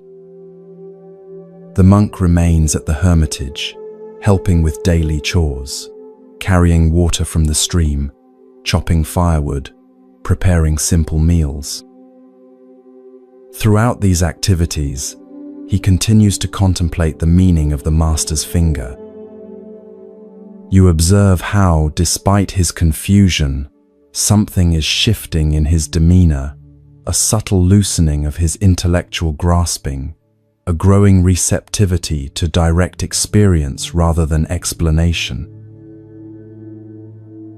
One morning, the monk encounters a wild-eyed boy of about 10 years old, who occasionally brings supplies to the hermitage from the nearest village. The boy has heard about the famous one-finger Zen of Master Gute and with childish mischief raises his own finger when he sees the monk approaching. "That's Master Gute's teaching," the boy says with a giggle, his finger pointing skyward in imitation of the master. You feel a surge of protective concern as you watch this scene unfold. The monk has been sincerely struggling with this profound teaching, and now this child seems to be making light of it. How will he respond to such apparent disrespect? To your surprise, the monk does something unexpected. He reaches out suddenly, grabs the boy's extended finger, and pulls it sharply. The boy cries out in pain, tears immediately springing to his eyes. As the boy stands there nursing his hurt finger, shock evident on his face, the monk leans in close and raises his own finger exactly as Gutei does. The boy stares at the monk's finger, then at his face, and something extraordinary happens. His expression transforms from pain to sudden understanding. Without a word being exchanged, something has been transmitted between them. The boy bows awkwardly, then scampers away down the mountain path, forever changed by the encounter. That evening, as twilight casts long shadows across the plateau, you see the monk approach Gutei's hermitage one final time. His demeanor is different now, more settled, more present. When Gutei slides open the door, the monk bows and then, with perfect timing, raises his own index finger in silent response. Gutei studies him carefully, looking deep into his eyes as if searching for something beyond the mere imitation of the gesture. Whatever he sees there must satisfy him, for his weathered face breaks into a rare smile. Master and student stand facing each other, each with one finger raised, a perfect mirror image. No words are exchanged, yet volumes are communicated in that silent moment. The next day, the monk prepares to depart. As he shoulders his small travel pack, Gutei appears to see him off. With a twinkle in his eye, the master raises his finger one last time. The monk bows deeply, turns, and begins his descent down the mountain path. You notice he doesn't look back, yet somehow carries Gutei's presence with him, not as a memory or concept, but as a living reality that has become part of his own being. Years later, the monk himself becomes a respected teacher. When students come asking about the essential nature of Zen, he simply raises his index finger, carrying forward Gutei's direct transmission. The teaching continues, not as a philosophy to be understood or a belief to be accepted, but as a living gesture pointing directly to what cannot be captured in words. This story illuminates the heart of Zen's approach to spiritual transmission, the direct pointing to truth beyond conceptual understanding. Gutei's raised finger is not a symbol to be decoded or a metaphor to be interpreted. It is itself the direct expression of what Zen calls suchness, the immediate, unfiltered reality prior to our mental categories and explanations. Notice how the young monk initially approached Gutei with questions that assumed truth could be packaged in concepts. What is the fundamental teaching? What is the truth that the Buddha realized? These questions reflect our common assumption that spiritual understanding is primarily about acquiring the right ideas or beliefs. Gutei's finger cuts through this assumption, offering not an explanation, but a direct pointing to reality itself. The monk's journey from confusion to understanding parallels the path many of us walk in spiritual practice.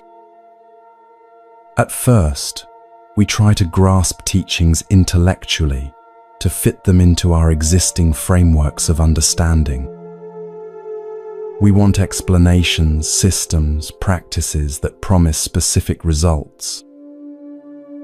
Like the monk puzzling over the meaning of Gutei's finger, we search for the correct interpretation that will satisfy our intellect. True understanding often arrives unexpectedly, not through accumulating more concepts, but through direct experience that bypasses conceptual thinking altogether. For the monk, this breakthrough came through his interaction with the boy, an encounter that moved him from intellectual contemplation to spontaneous, embodied action. In that moment, the finger ceased to be something to understand and became something to live. The physical sensation of your own finger is available right now as you rest. Can you feel the pulse of blood moving through it? The subtle warmth? The way it connects to your hand, your arm, your entire body? This direct, non-conceptual awareness is what Goethe was pointing to, not with explanations, but with the finger itself. In Zen, this direct transmission from teacher to student, outside the sutras, beyond words and letters, is considered the essence of the tradition. The story of Goethe's finger exemplifies what Zen calls mind-to-mind transmission, not the passing of concepts from one intellect to another, but the direct recognition of our shared Buddha, nature, the awareness that precedes all thinking.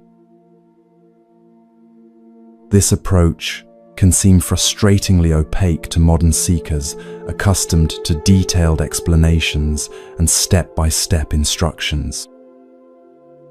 Yet it addresses a profound truth about spiritual awakening, that our deepest nature cannot be reached through concepts alone, just as no description of water, however detailed, can quench your thirst.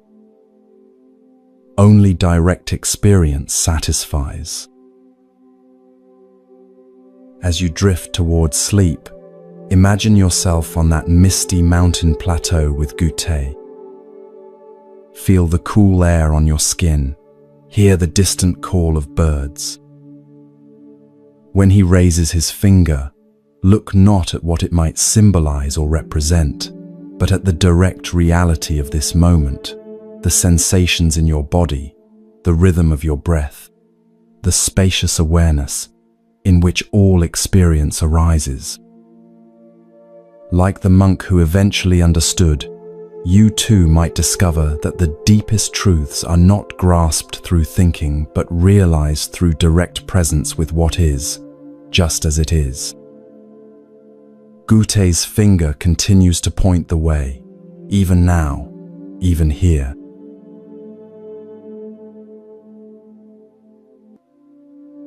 Feel your body growing heavier with each breath, your mind drifting into a state of peaceful receptivity. The familiar surroundings of your room gently fade as you journey to a different time and place. The soft darkness behind your eyelids transforms into a bustling marketplace in medieval Japan. The air fills with the mingled scents of fresh vegetables, fish, incense, and wood smoke. You find yourself standing at the edge of the market square, where vendors call out their wares and shoppers haggle over prices. Children dart between stalls, and merchants carefully count coins. It's a scene of ordinary commerce, until your attention is drawn to an extraordinary figure making his way through the crowd. Unlike the serious-faced merchants and purposeful shoppers, this man radiates an unmistakable joy. He's a portly monk with a shaved head, dressed in simple robes that have seen better days. A large cloth sack is slung over his shoulder, and his face bears the broadest, most genuine smile you've ever seen. Children flock to him, and even the harried adults seem to brighten as he passes. "Who is that?" you ask a nearby vegetable seller who's watching the monk with evident affection. "That's Hote," she replies, smiling herself now. Some call him the Happy Chinaman, though no one knows if he really came from China. He's been wandering these parts for as long as anyone can remember. You follow Hote as he makes his way through the marketplace. Unlike other monks who solemnly request alms, Hote seems to be giving rather than receiving. From his large sack, he produces small treats for the children, sweet rice cakes, tiny carved wooden animals, colorful pebbles that catch the light. Each gift is presented with a delighted laugh, as if the giving brings him more joy than the receiving could possibly bring the children. The adults, too, receive his gifts, though theirs are often less tangible. For a frazzled mother with a crying infant, he produces a moment of unexpected peace by making silly faces that transform the baby's wails into giggles. For a merchant whose vegetables are beginning to wilt in the afternoon sun, he creates a makeshift shade from his own wide-brimmed hat. For an elderly man struggling with a heavy load, he offers not just help, but companionship, telling a story that transforms the labor into a shared pleasure. You notice something curious about Hote's famous sack. Though he continually takes things out of it, toys, treats, practical tools, it never seems to empty. And though people frequently give him small offerings of food or simple items, which he accepts with genuine gratitude, the sack never appears to get fuller. It's as if the contents maintain a perfect balance, neither depleting nor accumulating. As evening approaches and the market begins to close, Hote finds a spot beneath a large tree at the edge of the square. He settles his substantial form on the ground with surprising grace, places his sack beside him, and closes his eyes, still smiling. Several children linger nearby, clearly reluctant to leave his presence. One bold little girl approaches and tugs at his sleeve. "Hote-san," she asks, "why are you always so happy?" Hote opens his eyes and regards her with such warmth that you can almost feel it from where you stand. "Because there is nothing to be unhappy about," he replies, his voice rich and resonant. The girl frowns, clearly unconvinced. "But sometimes sad things happen," she persists. "Sometimes people are mean, or things break, or it rains when you want to play outside." Hote nods thoughtfully. "Yes, all these things happen," he agrees. "But being unhappy about them is like carrying 2 sacks instead of 1. He pats the cloth bag beside him. "This sack I carry holds everything I need for today, no more, no less. If I carried another sack filled with worries about yesterday and fears about tomorrow, I would be too burdened to play with you or enjoy this beautiful evening." The girl considers this, her small face serious. "But how do you put down that second sack?" she asks. Hote's laugh rings out, full of genuine delight at her wisdom. "That's the best question," he exclaims. "You put it down by noticing when you're carrying it. Right now, for instance, are you carrying that heavy second sack, or are you simply here with me under this tree?" The girl's face clears, and she giggles. "I'm here with you." "Exactly," says Hote, his smile somehow growing even wider. "And that's all there ever is. Just this moment, this place, this encounter. When we're fully here, the second sack disappears all by itself." As darkness falls, parents call their children home. The girl gives Hote a quick, impulsive hug before skipping away. You watch as Hote settles himself for the night, using his sack as a pillow, seemingly as content to sleep under the stars as anyone might be in the finest palace. The next morning, you follow Hote as he continues his wandering. He has no particular destination, no schedule to keep, no goals to achieve. Yet his days are full of purpose, bringing joy to everyone he meets, easing suffering where he finds it, sharing the simple happiness that radiates from his being. One afternoon, you see a group of serious-looking Zen monks encounter Hote on the road.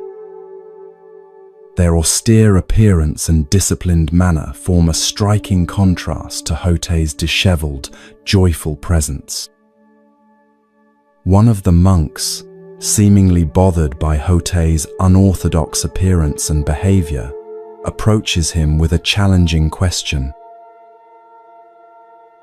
"You call yourself a monk," the stern monk says, "yet you follow none of the traditional practices.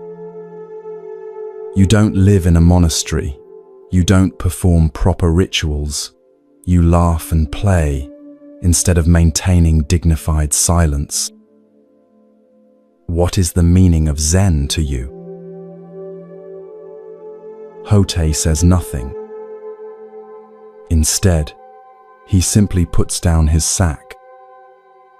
He stands there, empty-handed, his smile as natural as the sun in the sky, his presence radiating a wordless contentment that needs no explanation or defense. The questioning monk's expression shifts, first confusion, then a dawning recognition. Something in Hote's simple gesture and unshakable presence has communicated more than 1,000 sutras could convey. The monk bows deeply, a new humility evident in his posture. When he straightens, his own face has softened, a small smile beginning to form.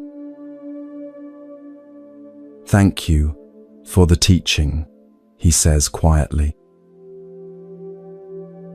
Hote picks up his sack again, gives the monk a friendly pat on the shoulder, and continues on his way, spreading joy with each step, as naturally as a flower spreads its fragrance. In later years, Hote becomes so beloved that his image is often portrayed in paintings, sculptures, and household shrines. He is remembered not as a formal teacher expounding complex philosophy, but as a living embodiment of one of Zen's most profound truths, that enlightenment is not a distant goal achieved through arduous practice, but the natural state of a mind free from unnecessary burdens, fully present to the wonder of ordinary life. This delightful story of the happy Chinaman offers a refreshing perspective on spiritual practice, one that emphasizes joy, simplicity, and direct participation in life rather than solemn discipline or intellectual understanding. Hote represents a tradition sometimes called crazy wisdom, teachers whose unconventional behavior and apparent disregard for formal rules actually embody the deepest spiritual truths. Notice how Hote's teaching comes not through sermons or explanations, but through his very being. His joy isn't something he achieves through effort or maintains through positive thinking techniques. It flows naturally from his complete presence in each moment, his freedom from the second sack of regrets about the past and worries about the future. Hotei's famous sack represents a profound teaching about appropriate relationship to possessions and circumstances. He carries what he needs for the day, no more, no less. Unlike those of us who accumulate far beyond our needs, or, conversely, deny ourselves basic comforts in the name of spiritual practice, Hotei demonstrates the middle way that Buddhism has always advocated, neither indulgence nor deprivation, but just what's needed for the journey. The sack's mysterious property, never emptying despite Hotei's constant giving, never filling despite what he receives, points to a spiritual principle that many traditions recognize, that generosity creates abundance rather than scarcity. When we give from a place of joy rather than obligation, when we receive with genuine gratitude rather than entitlement, we participate in a natural flow that defies our usual economic logic of gain and loss. Hotei's response to the little girl reveals his teaching method, simple, direct, and tailored to the listener's capacity for understanding. Rather than offering abstract philosophy, he uses the concrete metaphor of the second sack, making a profound spiritual truth accessible even to a child. And his delight in her question shows how he honors the wisdom that can come from any source, including the very young. The encounter with the formal monks highlights the contrast between institutional religion, with its emphasis on proper form and tradition, and direct spiritual experience that might manifest in unexpected ways. The questioning monk initially mistakes Hotei's unconventional appearance and behavior for spiritual immaturity, only to discover that this seemingly simple, joyful figure has realized the very essence of what all the monastery's disciplines aim to cultivate. As you drift towards sleep, consider your own second sack, the unnecessary burdens of regret, worry, self-consciousness, or excessive planning that you might be carrying. Can you feel the weight of these mental constructions? Can you sense how they pull you away from the simple joy of being fully present in this moment? Hotei's teaching offers a direct invitation: put down the second sack. Not through elaborate techniques or strenuous effort, but simply by noticing when you're carrying it and choosing to be fully here instead. In this moment of preparing for sleep, can you feel the natural contentment that arises when the mind stops its restless wandering and settles into simple presence? This is Hotei's gift, the recognition that joy is not something to be pursued or achieved, but our natural state when we remove the obstacles to experiencing it. Like the happy Chinaman himself, you might discover that the happiness you seek is not in some distant future or special circumstance, but right here, available whenever you fully arrive in the present moment.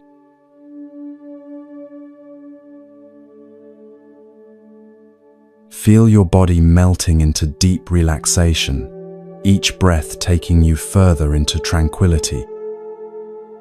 As the concerns of your day dissolve, allow your mind to journey to ancient Japan, to a time when Zen teachings were flourishing throughout the land. The familiar surroundings of your room transform into a serene mountain landscape, where a small Zen temple nestles among towering pines.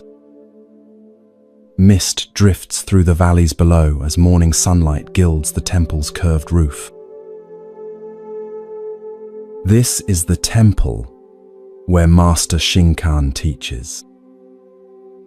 Unlike many famous Zen masters whose challenging koans and strict training methods are widely known, Shinkan's approach is gentler, more direct.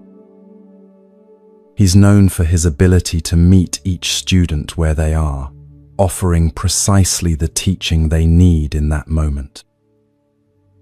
His reputation for clarity and compassion has spread throughout the region, drawing seekers from many walks of life.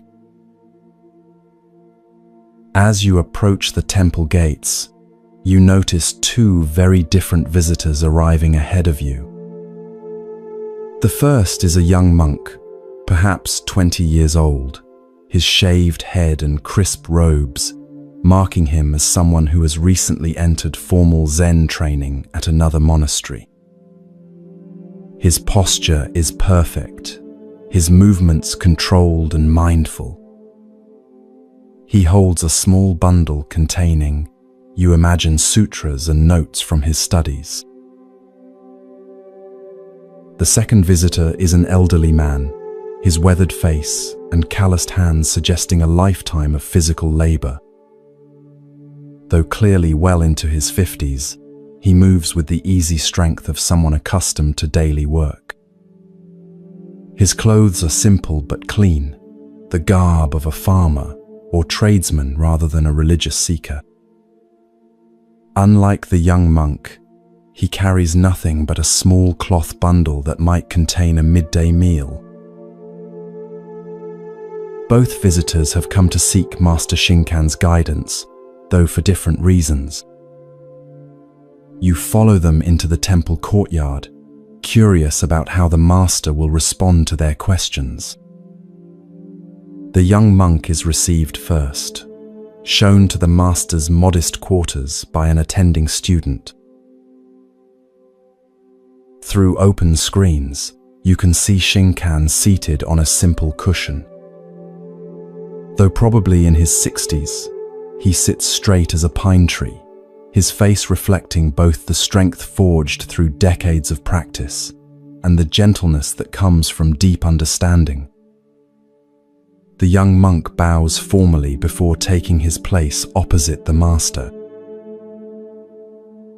Venerable teacher, the young monk begins, his voice carrying the slight nervousness of one addressing a renowned master. I have studied the Tendai school of meditation for 6 years before beginning Zen practice. I have memorized many sutras and mastered several forms of meditation.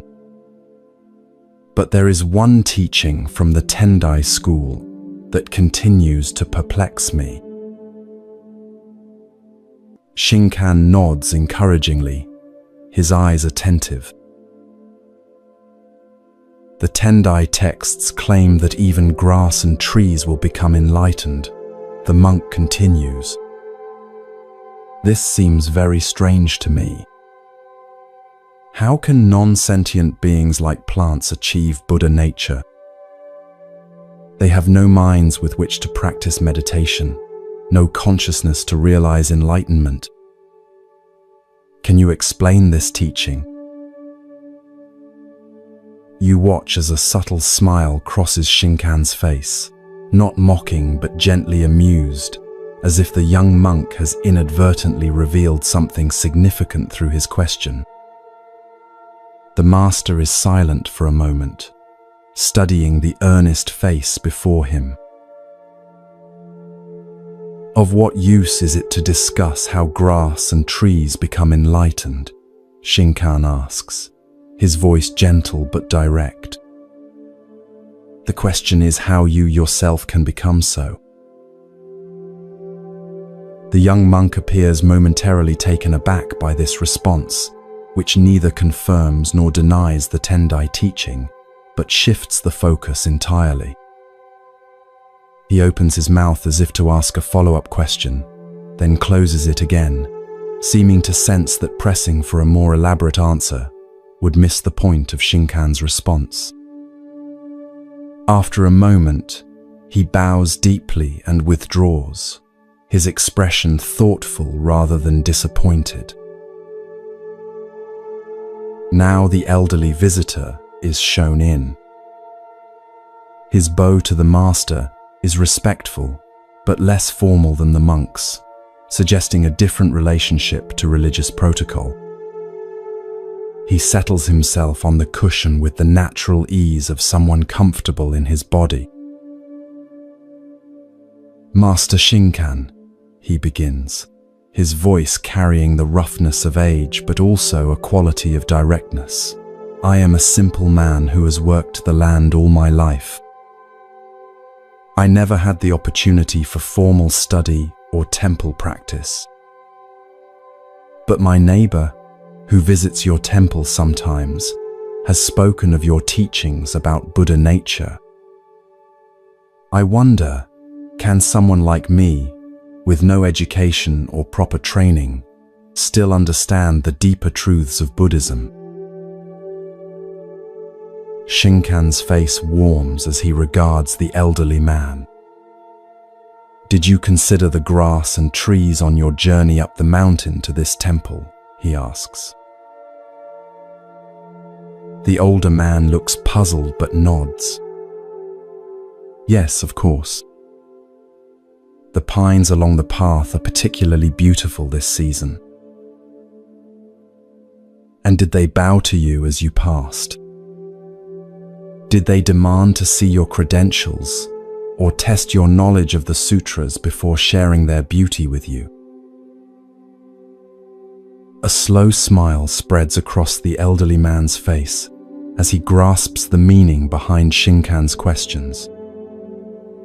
"No," he replies. "They simply were as they are."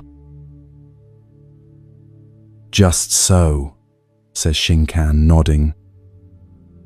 "Buddha, nature is like this, freely given to all beings without distinction, requiring no special qualification or achievement. The trees and grass never worry about becoming enlightened. They simply express their nature fully. Perhaps they have something to teach us about the direct path." The elderly man's eyes shine with understanding. What might have taken years of philosophical study to grasp intellectually, he has understood immediately through Shinkan's simple metaphor connected to his own experience. As the older man leaves, you notice the young monk waiting in the courtyard, still contemplating Shinkan's response to his question. Seeing the elderly visitor's peaceful expression, the monk approaches him. "Pardon me," the young monk says, "but I couldn't help noticing your meeting with Master Shinkan. May I ask what teaching he shared with you?" The elderly man smiles. "He helped me understand how grass and trees become enlightened," he replies simply, then continues on his way down the mountain path, leaving the young monk staring after him in astonishment.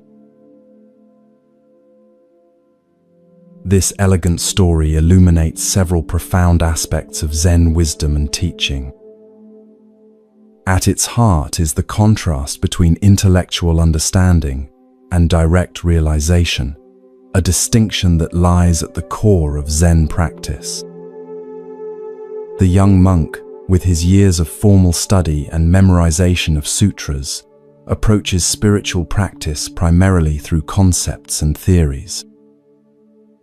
His question about grass and trees becoming enlightened reflects this conceptual orientation. He's trying to fit a puzzling teaching into his intellectual framework. Shinkan's response, "Of what use is it to discuss how grass and trees become enlightened?" The question is how you yourself can become so, gently redirects the monk from abstract speculation to the essential matter of personal awakening. This redirection is not a dismissal of the monk's question, but an invitation to move from third-person theorizing to first-person investigation. True Zen understanding doesn't come from accumulating concepts about enlightenment, but from directly realizing one's own Buddha nature. Notice how differently Shinkan approaches the elderly visitor, whose question comes not from academic interest, but from genuine concern about his own spiritual possibility. Rather than offering a philosophical explanation, Shinkan uses the immediate experience of trees and grass to point toward the universality and inherent nature of Buddha nature. The teaching is tailored perfectly to this student, connecting with his lifelong relationship to the natural world, rather than requiring familiarity with Buddhist texts or terminology. The fact that the elderly man immediately grasps what the young monk has been puzzling over highlights another Zen principle, that direct realization often comes more easily to those with fewer preconceptions and intellectual complications. The elderly man's lifetime of practical work and observation of nature has prepared him for direct seeing in a way that the monk's accumulation of concepts actually hinders. As the Zen saying goes, in the beginner's mind, there are many possibilities, but in the expert's mind, there are few. The title question itself, How Grass and Trees Become Enlightened, contains a misconception that Shinkan skillfully addresses without directly refuting. The question assumes that enlightenment is something to be achieved, a state to be entered through effort or practice. But from the Zen perspective, Buddha nature is not something acquired but recognized. It is the inherent nature of all beings, including plants. Grass and trees don't become enlightened. They already express their Buddha nature perfectly through simply being what they are, without self-consciousness or striving. This points to a fundamental teaching about our own practice, that awakening is not primarily about adding something new, but about recognizing what has been present all along. Like grass growing naturally toward the sun, our Buddha nature expresses itself most perfectly when we stop trying to achieve special states and simply allow our natural awareness to manifest without interference from excessive thinking and doing.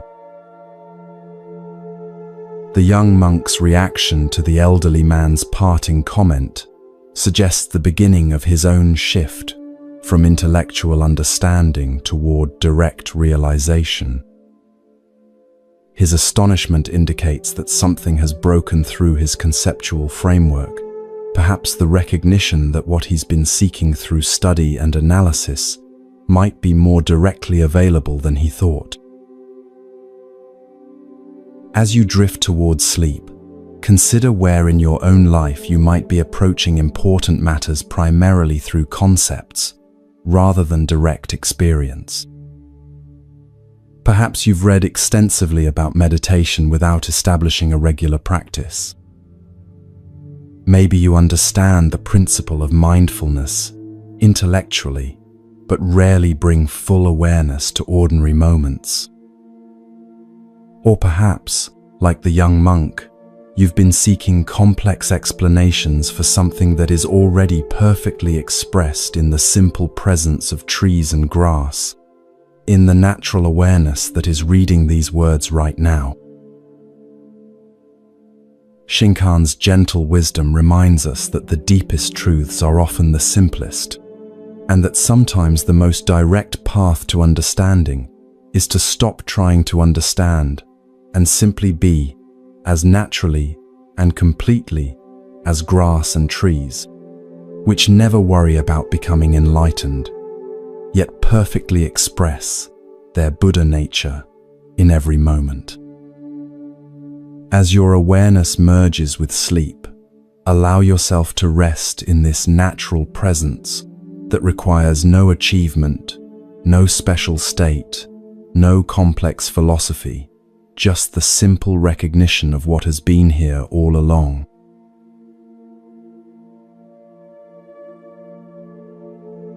As our first journey through these ancient wisdom tales comes to a close, allow these teachings to settle gently into your heart.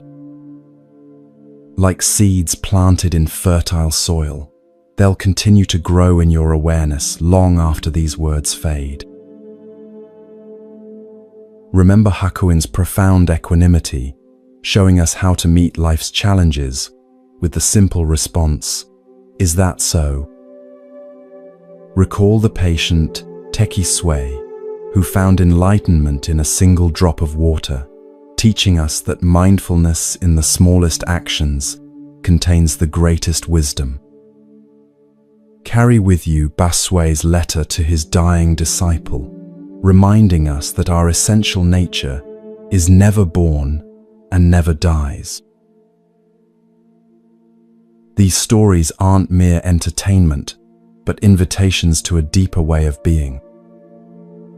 As you drift towards sleep, allow their wisdom to work silently within you, transforming your understanding without effort.